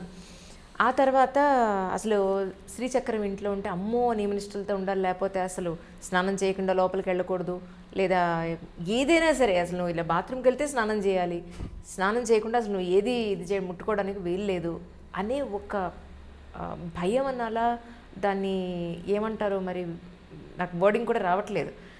ఇలా ఆలోచించే వాళ్ళకి మీరేం చెప్తారు? ఇప్పుడు ఇందులో 2 యాంగిల్స్ కరెక్టేనండి. అంటే మనం పూజలో దేనికి సంబంధించి ఎప్పుడు భయం అనే దానికి వెళ్ళకూడదు. అంటే నాకు మొన్న మెయిల్స్ చేస్తూ ఉంటారు, అంటే నేను లలితా సహస్రనామం చేస్తుంటే మధ్యలో ఆగిపోయింది, అమ్మవారు ఇప్పుడు నన్ను ఏమైనా శిక్షిస్తారా, నేను పొరపాటున ఇన్నాళ్ళు 1 ఒత్తి వేశాను, 3 ఒత్తులు వేయాల్సింది. అసలు ఒత్తుల మీద వేల ఈమెయిల్స్, మీరు నమ్మరు. అసలు నేను ఛానల్ మొదలుపెట్టాక చాలా ఓపిక్గా అందరికీ సమాధానం చెప్పేవాడిని, దానికి ఆదివారం పొద్దున పెట్టుకునేవాడిని. అప్పట్లో నాకు ఏదో 500 మెయిల్స్ 1000 మెయిల్స్ అలా వచ్చేవి, ఆదివారం కూర్చొని ఆన్సర్ చేసేవాడిని. ఇంకా చివరికి పోను వీటి మీద మెయిల్స్ ఎక్కువైపోయి ఇప్పుడు వారానికి 15,000 20,000 మెయిల్స్ వస్తాయి. దాంతో అందులో చూస్తే మీరు 95% ఆఫ్ మెయిల్స్ అనవసరమైనవి. దాంతో నాకు ఇంకా చెయ్యలేక ఐ స్టాప్డ్ ఆన్సరింగ్ ఎవ్రీథింగ్. నేను ఒక సర్వీస్ లాగా పెట్టుకున్న దాన్ని జనాలే పోగొట్టుకున్నారు. ఇప్పుడు నేను ఎవరికి మెయిల్ ఆన్సర్ చేయడం మానేసి అసలు, ఎందుకంటే ఎప్పుడు ఇవే క్వశ్చన్లు 95%. లేకపోతే ఒక వీడియో ఉందనుకోండి, ఆ వీడియోలో చివరి నేను ఈ స్తోత్రం వీడియో కింద డిస్క్రిప్షన్లో లింక్ ఇస్తాను అని చెప్తే ఆ వీడియో సగం చూసి సార్ ఈ స్తోత్రం పంపిస్తారా అని మెయిల్స్, అలాంటివి కొన్ని వేలు మిస్యూజ్ చేసుకోవడం మొదలుపెట్టి. అలాగే ఇదిగో ఇవి భగవంతుడు అంటే భయం, భక్తి కన్నాను, ఎక్కడ ఏదో ఉంది అది వచ్చి మనం పీక్కు తినేస్తుంది అన్నట్టు. అంతా ఇంకా విసుగెత్తి నేను ఆన్సర్ చేయడం మానేస్తాను, అది వేరే విషయం. సరే, ఇంతకీ ఇక్కడికి వస్తే కనుక ఇప్పుడు ఫస్ట్ మీరు అడిగిన ఒక్కటేమిటి అంటే శ్రీచక్రార్చన మన సాంప్రదాయంలో లేదు, మన ఇంట్లోనూ మనం చెయ్యొచ్చా అని. అది మీకు ఒక ఎగ్జాంపుల్ చెప్తా. మీ తరతరాలుగా మీ అమ్మగారు, మీ అమ్మమ్మ గారు, లేకపోతే మీ నాయనమ్మ గారు వీళ్ళందరూ ఒక పాకలో లాంతర్ పెట్టుకుని ఉంటున్నారు. కొత్తగా ఎలక్ట్రిసిటీ వచ్చింది, మీరు ఇంటికి కనెక్షన్ తీసుకుందాం అనుకున్నారు. ఇప్పటిదాకా ఎలక్ట్రిసిటీ అనేది మీ సాంప్రదాయంలో లేదు, తెచ్చుకోవచ్చా తెచ్చుకోకూడదా? తెచ్చుకోవాలి, అది ఇంటికి మంచిదే ఖచ్చితంగా, అంతే కదా. అందుకని ఇలాంటి పూజలు ఏవైనా మా సాంప్రదాయంలో లేవు అనడం ఎస్కేపిజం. అక్కడ ఒక శక్తి వచ్చినప్పుడు దాన్ని తెచ్చుకోవచ్చు. At the same time electricity మీ ఇంటికి వచ్చింది, వస్తే ఆ లాంతర్లాగా ఉంటే కుదరదు, దీనికి కొన్ని రూల్స్ అండ్ రెగ్యులేషన్స్ పాటించాలి, అంతే కదా. ఇప్పుడు ఏదో లాంతర్ ఉందని మీరు తడి చేత్తో పుచ్చుకునే ఏమవ్వదు, దీన్ని అయితే జాగ్రత్తగా ఉండాలి. అలాగే ప్లగ్లో వేలు పెట్టకూడదు, చిన్నపిల్లలు పెట్టకుండా చూసుకోవాలి. అవన్నీ ఏమిటి అంటే అది భయం కాదు, అది సెట్ ఆఫ్ రూల్స్ అనమాట. ప్రోటోకాల్ ఫాలో అవ్వాలి దీన్ని వాడాలంటే. కానీ దీన్ని ఎవరైనా వాడుకోవచ్చు, ఎలక్ట్రిసిటీ వస్తే మనందరికీ వెలిగిస్తుంది, కానీ దాంతోపాటు ఒక సెట్ ఆఫ్ రూల్స్ ఉన్నాయి. అలాగే శ్రీచక్రం ఎవరైనా అర్చించవచ్చు, అమ్మవారికి అందరూ పిల్లలే. కానీ శ్రీచక్రాన్ని పెట్టుకున్నామంటే ఇంట్లో అది కాస్మిక్ ఎనర్జీకి ఒక జామెట్రికల్ రిప్రజెంటేషన్. అది కొంత ఎనర్జీని లాగుతూ ఉంటుంది, అది మనకి ఇస్తూ ఉంటుంది. అప్పుడు దాని దగ్గర శాంటిటీ మెయింటైన్ చేయాలి, చేసి రోజు చక్కగా పూజ చేస్తున్నారు. అలాగే ఇబ్బంది వచ్చినప్పుడు ఇంట్లో దూరంగా ఉండి మళ్ళీ అదంతా తీరిపోయిన తర్వాత వచ్చి పూజ చేస్తారు. అలా శాంక్టిటీ మెయింటైన్ చేస్తుంటే అది మనకి కాపాడుతూ ఉంటుంది. అలా కాకుండా దాన్ని డిస్టర్బ్ చేసామంటే మాత్రం అది పొరపాటు. సేమ్ ఎలక్ట్రిసిటీ ఎగ్జాంపుల్, నేను వెళ్ళి ప్లగ్లో వేలు పెట్టి అయ్యో నాకు ఎలక్ట్రిసిటీ ఇంటికి వచ్చాక అశుభం జరిగింది అంటే దాని తప్పు కాదు, మన తప్పు. మీకు ఒక ఉదాహరణ చెప్తా చూడండి. హైదరాబాద్లో జరిగింది అనుకుంటే ఈ సంఘటన. లేకపోతే మన ఈ గోదావరి జిల్లాలో నాకు గుర్తులేదు, ఒక శ్రీ విద్యోపాసకులు ఒక ఆయన ఉండేవారు. ఆయన శ్రీచక్రం పెట్టి అమ్మవారిని ఆరాధించేవారు. ఆయన వెళ్ళిపోయారు, అమ్మవారిలో కలిసిపోయారు. పిల్లలు అమెరికా నుంచి అక్కడి నుంచి వచ్చారు, వచ్చి ఆయనకి ఈ కార్యక్రమం అంతా చేస్తారు. 10 రోజులు అయి ధర్మోదకాలు అయిపోయాక ఆయన భార్యకి ఒళ్ళంతా మంటలు మొదలయ్యాయి. మంటలు మంటలు మంట, ఒరే నాకు ఒళ్ళు మండిపోతుంది. ఐస్ గడ్డలు పెట్టారు, నీళ్లు పోసారు, ఏం తగ్గలే. డాక్టర్ల దగ్గరికి తీసుకెళ్తే డెర్మటాలజిస్టులు వీళ్ళు చూసి క్రీమ్ రాయమన్నారు, ఈ సబ్బులు ఏం చేసినా మంటలు తగ్గలే. అప్పుడు వాళ్ళ భర్తకి కాంటెంపరీ ఒక ఆయన ఉపాసనాపురంలో ఒక ఆయన ఉన్నారు, ఆయన దగ్గరికి వెళ్ళేసరికి ఆయన ఒక్క నిమిషం కళ్ళు మూసుకు చూసి, అమ్మ మీ ఆయన పూజించే శ్రీచక్రం ఉండాలి కదా, ఎక్కడుంది అది అన్నారు. అంటే మా ఇంట్లో పూజా మందిరంలో ఉంటుందండి, ఈ మధ్య మేము 10 రోజుల నుంచి పూజ చేయాలి. అది వెతికి ఫస్ట్ నా దగ్గరికి పట్టరండి, అప్పుడు తగ్గుతుంది. ఇంటికి వెళ్ళి చూస్తే పూజా మందిరంలో లేదు. లేకపోతే ఇల్లంతా వెతకడం మొదలు పెడితే, అంటే బంధువులు అందరూ వచ్చేసారు, ఆయన వెళ్ళిపోయారు కాబట్టి మనవరాళ్ళు ఎవరో తెలియకుండా తీసుకెళ్ళి కారం డబ్బాలో పడేసారు. అయ్యయ్యో, చూడండి, కారం డబ్బాలో పడేసింది నేను ఇక్కడ ఉన్నాను అనడానికి ఇంకొక రకంగా వాళ్ళకి సిగ్నల్ ఇచ్చింది. అలాగా దాన్ని ఆయన అన్నాళ్ళు ఉపాసన చేశారు కాబట్టి దానికి ఆ పలికే శక్తి వచ్చింది. వీళ్ళు అది అర్థం చేసుకోలేకపోయారు, ఇంకో ఉపాసన పడి 5 నిమిషాల్లో పట్టుకున్నారు. అదంతే. అందుకని దాన్ని ఎలా వాడుకోవాలో అలా వాడుకుంటే తప్పకుండా మంచి వస్తుంది. మీరు చెప్పినట్టు వత్తులు దీపాల మీద చాలా డౌట్స్ ఉన్నాయి, మీరు కూడా చాలాసార్లు క్లారిఫై చేశారు. బట్ సింపుల్గానే చెప్పండి. ఒక వత్తు వేస్తే 2 వత్తులు 4 వేయాలి, దేవుడి వైపే తిప్పాలి, ఇటువైపే పెట్టాలి, మన వైపు తిరిగి ఉండాలి, రకరకాల అపోహలు. సో సామాన్యంగా అండి ఒక దీపం ఎందుకు పెడతారు అంటే, ఇప్పుడు మనం ఉన్నాం, మనని శివం అని పిలుస్తారంటే శివుడు. ఈ శవం ఎప్పుడవుతుంది అంటే ఆ లోపల నుంచి ఆ దీపం వెళ్ళిపోయినప్పుడు. ఒకే మనిషి, ఏదో సుబ్బారావు గారో వెంకట్రావు గారో అని పిలిచే మనిషి వెళ్ళిపోయాడు అనుకోండి, వెంటనే బాడీ తీసి పక్కన పెట్టు, బాడీ బండిలోకి ఎక్కించంటారు తప్ప సుబ్బారావు గారిని తీసి పక్కన పెట్టు అనే వర్డ్ ఎవరికి రాదు. ఇంకా బాడీ, ఆ సుబ్బారావు గారికి బాడీకి మధ్యలో లోపల ఉన్న చిన్న వెలుగు అంతే, అది బయటికి వెళ్ళిపోయింది, బాడీ అయిపోయింది. అది అలాగా అశుభంగా ఉంచకుండా ఏం చేస్తారంటే, ఎవరైనా వెళ్ళిపోయినప్పుడు వాళ్ళ దగ్గర వచ్చి దీపం పెడతారు, సింగిల్ది పెడితే ఈ మనిషిలో దీపం లేదు కానీ ఇప్పుడు మనిషి ప్లస్ దీపం, ఈ బాడీ ప్లస్ దీపం 2 కలిపి ఉన్నాయి ఒక యూనిట్ కింద, ఆ అశుభం లేకుండా. అందుకని పూజా మందిరంలో అలా పెట్టద్దు అని చెప్తారు. అంతే. అలాగ తార్కికంగా ఆలోచించుకుంటే ఇంకా మనకి పూజ అయితే సాధ్యం తివర్తి సంయుక్తం అన్నారు, అంటే 3 ఒత్తులతో దీపం చేసింది నీకు ఇస్తున్నాను అని. అలాగే మన ఓపిక కొద్దీ ఎంతైనా చేయొచ్చు, కానీ ఇది మాత్రం చెయ్యకూడదు అని అందుకని చెప్తారు అనమాట. ఇది స్పెసిఫిక్గా దానికోసం నియమించేశారు కాబట్టి ఇంకా దానికి ఉంచు అని. అలాగే సార్, ఇంట్లో పూజా మందిరంలో 1 ఇంచ్ కన్నా ఎక్కువ విగ్రహాలు హైట్ ఉంటే వాటికి రోజు అభిషేకం మహానైవేద్యం పెట్టాలని ఒక అపోహ ఉంది. మా ఇంట్లో నేను చాలాసార్లు మా అత్తయ్యల దగ్గర నేను వింటూ ఉంటాను, అమ్మ అదేమిటి అంత పెద్ద విగ్రహం కొన్నావు, ఇంతకన్నా ఎక్కువ ఉండకూడదే బాబు, చాలా అశుభం, అది నువ్వు చేయలేవు పూజలు, విగ్రహం పెరిగే కొద్దీ పూజ పెంచేయాలి అంటూ ఉంటుంది. సో ఇది ఎంతవరకు నిజం? ఇదేమిటంటేనండి, ఇంతని కాదు, కొన్ని విగ్రహాలకి అంగుష్టం మాత్రం ఉంది, కొన్ని అరిచేయి అంత ఉండొచ్చు. ఫొటోస్ అయితే మీ ఇష్టం, ఎంత పెద్దవైనా పెట్టుకోవచ్చు. ఇవి ఏమిటంటే సైజు పెరిగే కొద్దీ మళ్ళీ, అంటే ఇప్పుడు ఇందాక నేను ఎలక్ట్రిసిటీ కనెక్షన్ చెప్పా, మీరు అలా కాకుండా ఒక ట్రాన్స్ఫార్మర్ తెచ్చి మీ ఇంట్లో పెట్టుకున్నారు అనుకోండి,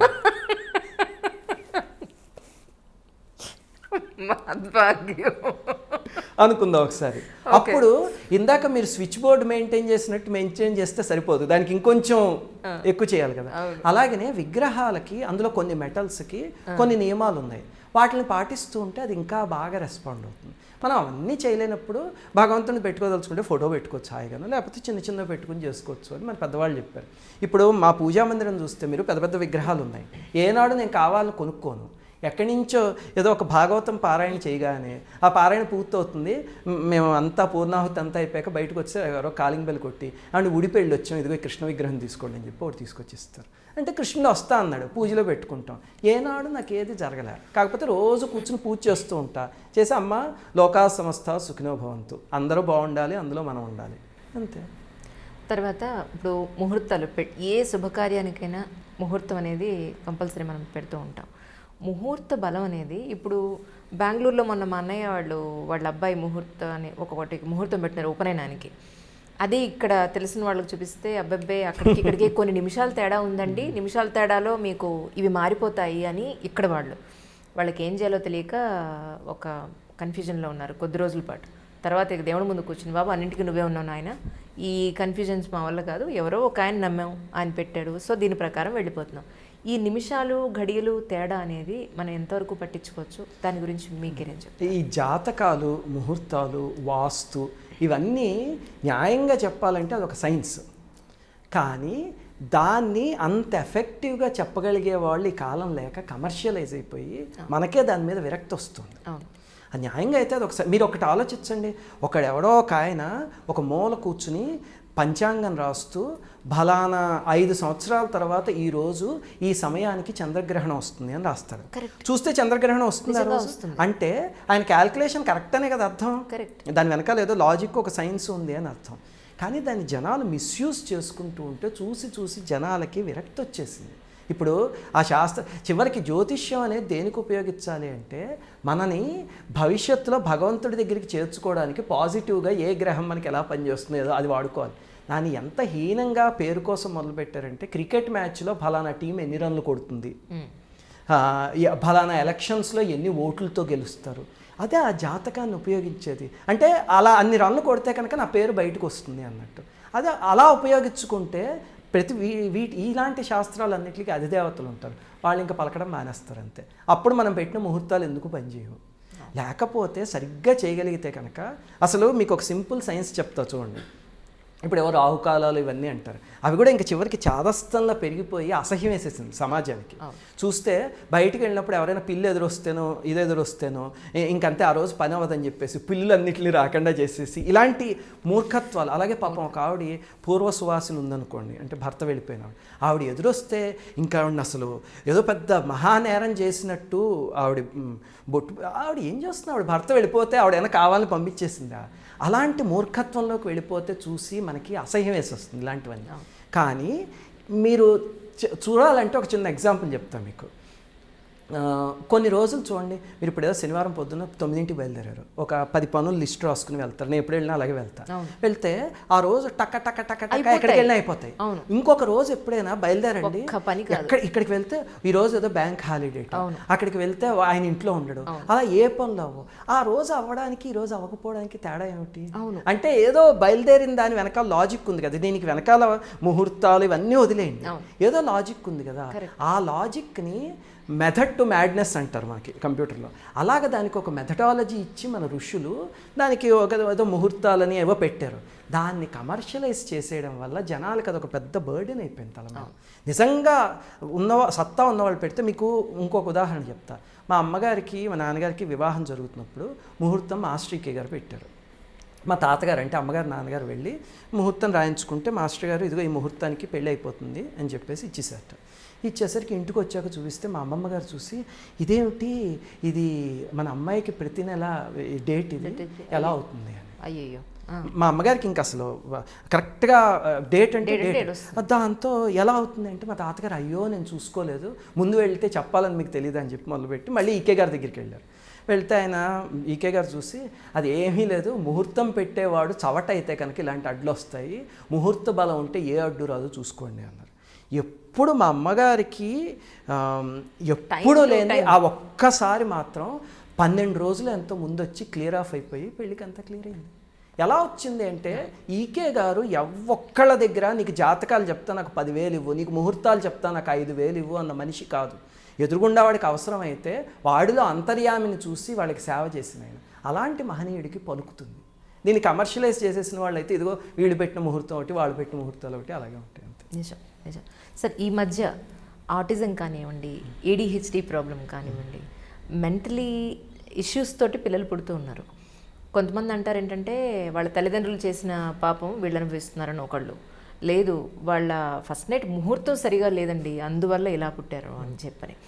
సో ఇంతకుముందు కూడా ఉండేవాళ్ళు, ఇప్పుడు పర్సంటేజ్ పెరుగుతుంది. ఆటిజం కానీ కొంచెం మెంటలీ ఇష్యూస్ కానీ పుట్టే పిల్లల్లో పెరుగుతుంది. దీనికి మీరు అనుకున్న విధానం ఏమై ఉంటుందంటే? అమ్మా, ఇవి రెండు మీరు అడిగిన 2 డిఫరెంట్ క్వశ్చన్స్. ఒక్కొక్కటి చెప్తా. మొట్టమొదట పిల్లలు పుట్టిన వాళ్ళు కొంతమంది చూస్తే మీరు చాలా అవకరంతో ఒక 5-6 ఏళ్ళు 10 ఏళ్ళు వచ్చినా సరే మంచం మించి వెన్నెముక కదలదు, అలాగనే వాళ్ళు ఎటు చూస్తారో వాళ్ళకి తెలియదు, మాట్లాడలేరు, అలాంటివి చేస్తూ ఉంటారు. అలాంటిది ఎక్కడైనా మీరు చూశారు అంటే సామాన్యంగా ఏమిటంటే, పూర్వజన్మలో బలీయమైన కర్మని చేసి తప్పించుకుంటే కనుక వచ్చి అలాంటి తల్లిదండ్రుల ఇంట్లో అలాంటి కర్మ చేసిన వాడు వచ్చి పడతాడు. అంటే ఇప్పుడు ఒకడున్నాడు, పూర్వజన్మలో చాలా అమానుషంగా, ఈ జన్మలో ఫర్ ఎగ్జాంపుల్ అమానుషంగా హత్య చేస్తాడు ఎవరినో, లేకపోతే మొహం మీద యాసిడ్ పోస్తాడు అనుకుందాం ఫర్ ఎగ్జాంపుల్. పోసేసి వాడు ఏ సాక్ష్యాలు లేకుండా తప్పించేసుకున్నాడు. కోర్టుకి సాక్ష్యం కావాలంతే కదా, తప్పించేసుకున్నాడు అనుకుందాం. మరి ఒక మనిషి వాడి వల్ల అంత బాధపడ్డాడే, దాన్ని ఎలా అనుభవిస్తాడు? ఈ కోర్టు ఏం చేయలేకపోయింది, కానీ ఆ పై కోర్టు చూసుకుంటుంది అది. అప్పుడు ఏం చేస్తాడంటే, వచ్చే జన్మలో వాడిని అలా తీసుకొచ్చి అలాంటి తప్పే చేసిన తల్లిదండ్రులు ఉంటారు చూడండి, వాళ్ళ ఇంట్లో తీసుకొచ్చి ఆ కాంబినేషన్ని సృష్టిస్తాడు. అప్పుడు వీళ్ళందరూ కలిసి ఆ కర్మను అనుభవించగలిగితే అదృష్టం. ఆ కర్మ తీరిపోతుంది, కొన్ని రోజులకో కొన్ని సంవత్సరాలకో కొన్ని జన్మలకో అంత క్లియర్ ఆఫ్ అయిపోతుంది. రెండోది, మీరు ఆటిజం గురించి చెప్పారు కదా, అక్కడ దురదృష్టం ఏమొస్తుందంటే, మనం మన సనాతన ధర్మానికి సాంస్క్రిట్కి దూరం అయిపోతున్నాం. సంస్కృతంలో కానీ తెలుగులో కానీ మన భారతీయ భాషల్లో చూస్తే అక్షరాలన్నిటిలో ఒక సైన్స్ ఉంది. ఆ అక్షరాలు మీరు ప్రతిరోజు ఆ నుంచి క్ష వరకు అక్షరాలన్నిటినీ కూర్చుని ఆ ఆ ఈ ఉ అని చదువుతూ ఉండండి. మన శరీరంలో నోటి దగ్గర కొన్ని ప్లేసెస్ ఉన్నాయి, అక్కడ స్ట్రెస్ అవుతాయి. అవును, అయితే అది ఎక్సర్సైజ్. ఒక ఫీల్ అది మీకు ఇంగ్లీష్ అక్షరాల్లో దొరకదు. అవును, తెలుగులో అసలు వీటిలన్నిటికీ దంత్యాలు, ఓష్ట్యాలు, తాళవ్యాలు అని పేర్లు ఉన్నాయి. అంటే కొన్ని అక్షరాలు పలికితే అక్కడే తగులుతుంది, ఆ ఐదిట్లకి, కొన్నిట్లకి ఇంకో చోట తగులుతుంది. అలాగా ఏర్పాటు చేశారు. వాటిని సక్రమంగా చదివించటం, మనం చదవటం మొదలు పెడితే అసలు ఈ రకమైనవి రావు. కాకపోతే ఈ కాలం మీరు చూస్తే ఎక్కడ ఒక శ్లోకమో ఒక అక్షరమాలో ఏముండదు. పుట్టగానే Johnny Johnny yes papa, eating sugar no papa అంతే. అలా కాకుండా అవి చదివితే తప్పులేదు. మన సాంప్రదాయానికి మనం దూరం అయ్యే కొద్దీ ఆటిజంలన్నీ మనకి దగ్గర అవుతున్నాయి అంతే.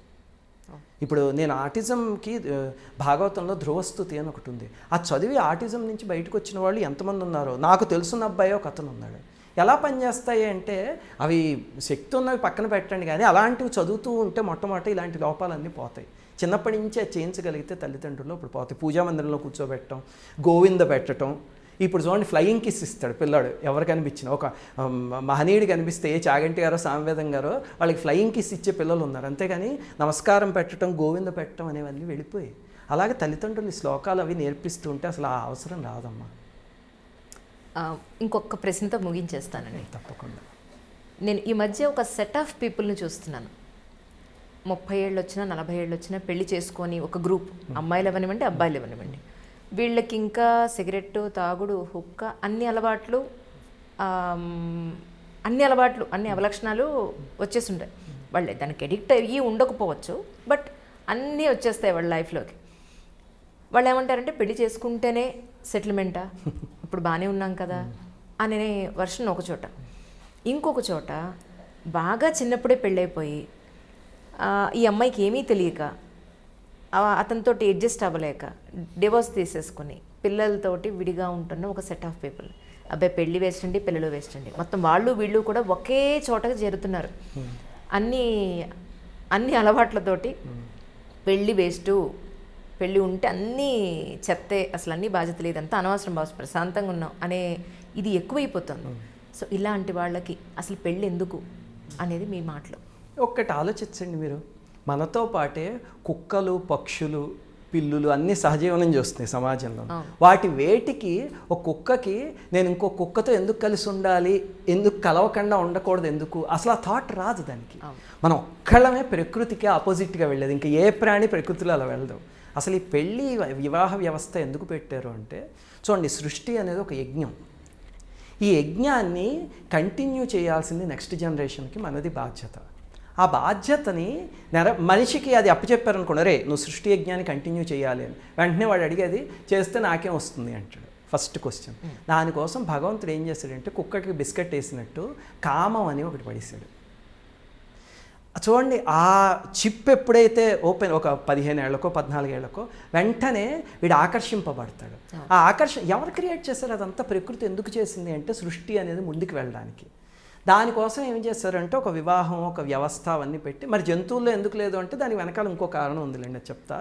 అలాగా ఒకటి పెట్టి ఒక అమ్మాయి పట్ల ఆకర్షితుడయ్యి అబ్బాయి వాళ్ళిద్దరి మధ్య ఒక సంబంధం వచ్చి, ఆ సంబంధం వాళ్ళకి మళ్ళీ సత్సంతానాన్ని ఇచ్చి, ఆ సంతానం మళ్ళీ వాళ్ళకి ఇంకో ప్రపంచానికి పనికొచ్చేలాగా ఇలా చేయడానికి వ్యవస్థ పెట్టారు. మనిషి కామం అనేది మెయిన్ దానికోసం పెట్టారు. మనిషి ఏం చేస్తున్నాడంటే ఇదంతా బైపాస్ చేసేసి అదొక్కదాన్ని ఉపయోగించుకోవడానికి వాడు పద్ధతులు కనుక్కున్నాడు. అంటే నాకు ఈ వివాహ వ్యవస్థ అక్కర్లేకుండా నేను దీన్ని వాడుకుంటాను అని. భగవంతుడు దీన్ని ఎందుకు ఇచ్చాడు అంటే సృష్టిని ముందుకు జరిపించడానికి. అది ఆపేసి ఆ పర్పస్ దీన్ని మాత్రం నేను ఉపయోగించుకుంటాను అనే స్వార్థానికి మనిషి వచ్చాడు. ఇప్పుడు మీరు చెప్పిన 40 సంవత్సరాలు పెళ్లి చేసుకొని వాళ్ళు ఎవరైనా ఉంటే వాళ్ళు నిజంగా బ్రహ్మచారుల కింద ఉండిపోతారేమో. చూపించండి, ఒక్కళ్ళైనా నేను చూస్తాను లేదు. They bypass this. అంటే భగవంతుడు నీకు ఇచ్చిన ఇన్సెంటివ్ని నువ్వు దుర్వినియోగం చేసుకుంటున్నావు. అదే ఆ ఇన్సెంటివ్ని పెళ్లి చేసుకుని ఉపయోగించుకున్నారనుకోండి, అది మంచి సంతానం పుట్టడం అదంతా. రెండోది మీరు ఇందాక అడిగారు ఈ శోభనం, దానికి ముహూర్తం అవన్నీ ఎందుకు. అదెందుకు పెట్టారు అంటే స్త్రీ అనేది ఒక క్షేత్రం, పురుషుడు అనేది ఒక బీజం. ఆ పడే బీజం ఆ క్షేత్రంలో సరైన వాతావరణంలో పడితే కనుక ఆ వచ్చేవాడు లోకకంటకుడు కాకుండా మంచివాడు అవుతాడు. మీకు హిరణ్యకశిపుడి కథలో కశ్యప ప్రజాపతి తపస్సు చేసుకుంటుంటే ఆవిడ సాయంత్రం సమయంలో వచ్చి కలుద్దాము అని అడుగుతుంది. అడిగేసరికి ఆయన అంటారు, ఇది నిషిద్ధ సమయం, ఇప్పుడు కలిస్తే కనుక తేడా ఉన్న మనస్తత్వం వాళ్ళు పుడతారని. ఆవిడ ఇంక ఇబ్బంది పెట్టేసరికి ఆయన సరే అంటారు. చివరికి హిరణ్యకశిపుడు హిరణ్యాక్షుడు పుట్టి లోకం అంతటినీ నాశనం చేసే వాళ్ళకి తయారయ్యారు. అలాంటి వాటి కోసం అని చెప్పే సరైన సమయం ఏది చూసి ఏ పని ఎప్పుడు చేయాలి అన్న దాన్ని నిర్ధారించడానికి అలా చేశారు. అది ఇప్పుడు అలాగనే చిన్నప్పుడు పెళ్ళిళ్ళు అవ్వడం గురించి అది మళ్ళీ చూస్తే మీరు చూడండి, ఈ కాలంలో డైవర్స్ రేటు విపరీతంగా పెరిగిపోయింది. నాకు ఒక మచిలీపట్నం దగ్గర ఎక్కడ ఎవరో స్టాటిస్టిక్స్ తీసుకొచ్చి ఇచ్చారు ఒకసారి, ఆశ్చర్యం వేసింది. ఒకప్పుట కొన్ని 10 సంవత్సరాల క్రితం 1000 కేసులు వస్తే అందులో 998 సాల్వ్ అయిపోయి 2 డైవర్స్ తీసుకున్నట్ట. ఇప్పుడు కేసులు లక్షల్లో వస్తున్నాయట, ఒక పట్టాన్ని సాల్వ్ అవ్వక అన్ని డైవర్సులకు వెళ్ళిపోతున్నాయట. ఎందుకు వస్తుంది ఇది అంటే, ఇప్పుడు ఇదే వాళ్ళని పెళ్ళికి ముందు చూడండి, ఎంగేజ్మెంట్కి పెళ్ళికి మధ్యలో ఒక 3 నెలల టైం వస్తే అసలు ఇంకా ఒకళ్ళనొకళ్ళు వదిలి ఉండలేరు, అంతే ఫోన్ మీదే ఉంటారు. ఎయిర్టెల్ వాళ్ళకి లాభం అంతే. అది ఆ ఇంటెన్సిటీ పెళ్ళి అయ్యాక ఉండదు. అవును. అంటే వాళ్ళు ఆ భగవంతుడు ఇచ్చిన ఆ చిప్పుని దేనికో వాడుకుంటున్నారు, మిస్యూజ్ చేసుకుంటున్నారు అంతే. అలా కాకుండా చిన్నప్పుడు వివాహం అయితే బాల్య వివాహాల్లో దాని తలనొప్పులు దానికి ఉన్నాయి, కానీ కాలంలో చూడండి వాళ్ళిద్దరూ కొట్టుకుంటారు, తిట్టుకుంటారు, చిన్నపిల్లల కింద కలిసిపోతారు. వాళ్ళకి మధ్యలో కామము అనేది అప్పటికి రాదు ఇంకా వయసులో. దాంతో వాళ్ళిద్దరు ఫ్రెండ్స్లా ఉంటారు. అది వచ్చే టైంకి వీళ్ళు కలిసిపోతారు. ఈ కాలం ఎందుకు ఇబ్బంది పడుతున్నారు అంటే జాయింట్ ఫ్యామిలీస్ లేకపోవడం వల్ల. ఎంతమంది వాళ్ళ అమ్మతోనో నాన్నతోనో అత్తతోనో మామతోనో కలిసి జీవిస్తారు చెప్పండి. తల్లిదండ్రులే పెళ్ళికి ముందు వస్తే మీ ఆయన ఆ ఊళ్ళో ఉంటాడట, మీ అత్త మామ వేరే ఊళ్ళో ఉంటాడట, అమ్మయ్య నీకు అత్తగారు గోవలేదులే అని తల్లిదండ్రులే చెప్పేస్తున్నారు ఈ కాలంలోనూ. వాళ్ళందరూ ఉంటే కనుక అప్పుడు ఈ పిల్లల్ని పెంచడం అది ఇబ్బంది ఉండదు. అలాగే వీళ్ళు ఏమైనా గొడవలు పడినా పెద్దవాళ్ళకన్నా గొప్ప సైకాట్రిస్టులు ఇంక లేరు మనకి. వాళ్ళు సెట్ చేసేస్తారు, ఓ 10-15 ఏళ్ళు కలిసి ఉంటే వీళ్ళు హాయిగా కలిసిపోతారు అంతే. అందుకనే ఆ వ్యవస్థ అన్నీ పెట్టారు. మనం వాటి అన్నిటిలోంచి బయటకు వచ్చేసాం దురదృష్టవశాత్తు. మిమ్మల్ని కలవడం నా పూర్వజన్మ సుకృతం అనుకుంటున్నాను. Thank you so much for your coming once again. నావి ఒక 10 మంది డౌట్స్ అన్నీ నోట్ చేసుకుని మిమ్మల్ని నివృత్తం చేసుకున్నాం ఈ రోజున. చాలా సంతోషం స్వామి. సంతోషం అండి. శ్రీమాత్రే నమః. నమస్కారం. Hello, this is Renu Desai. Please subscribe to iDream. Subscribe iDream. For more videos, subscribe iDream. Hi, this is Revati Chaudhary. For more videos, please subscribe iDream. For more videos, please subscribe iDream. మీరందరూ కూడా iDream ఛానల్ని subscribe చేయాలని కోరుకుంటున్నాను.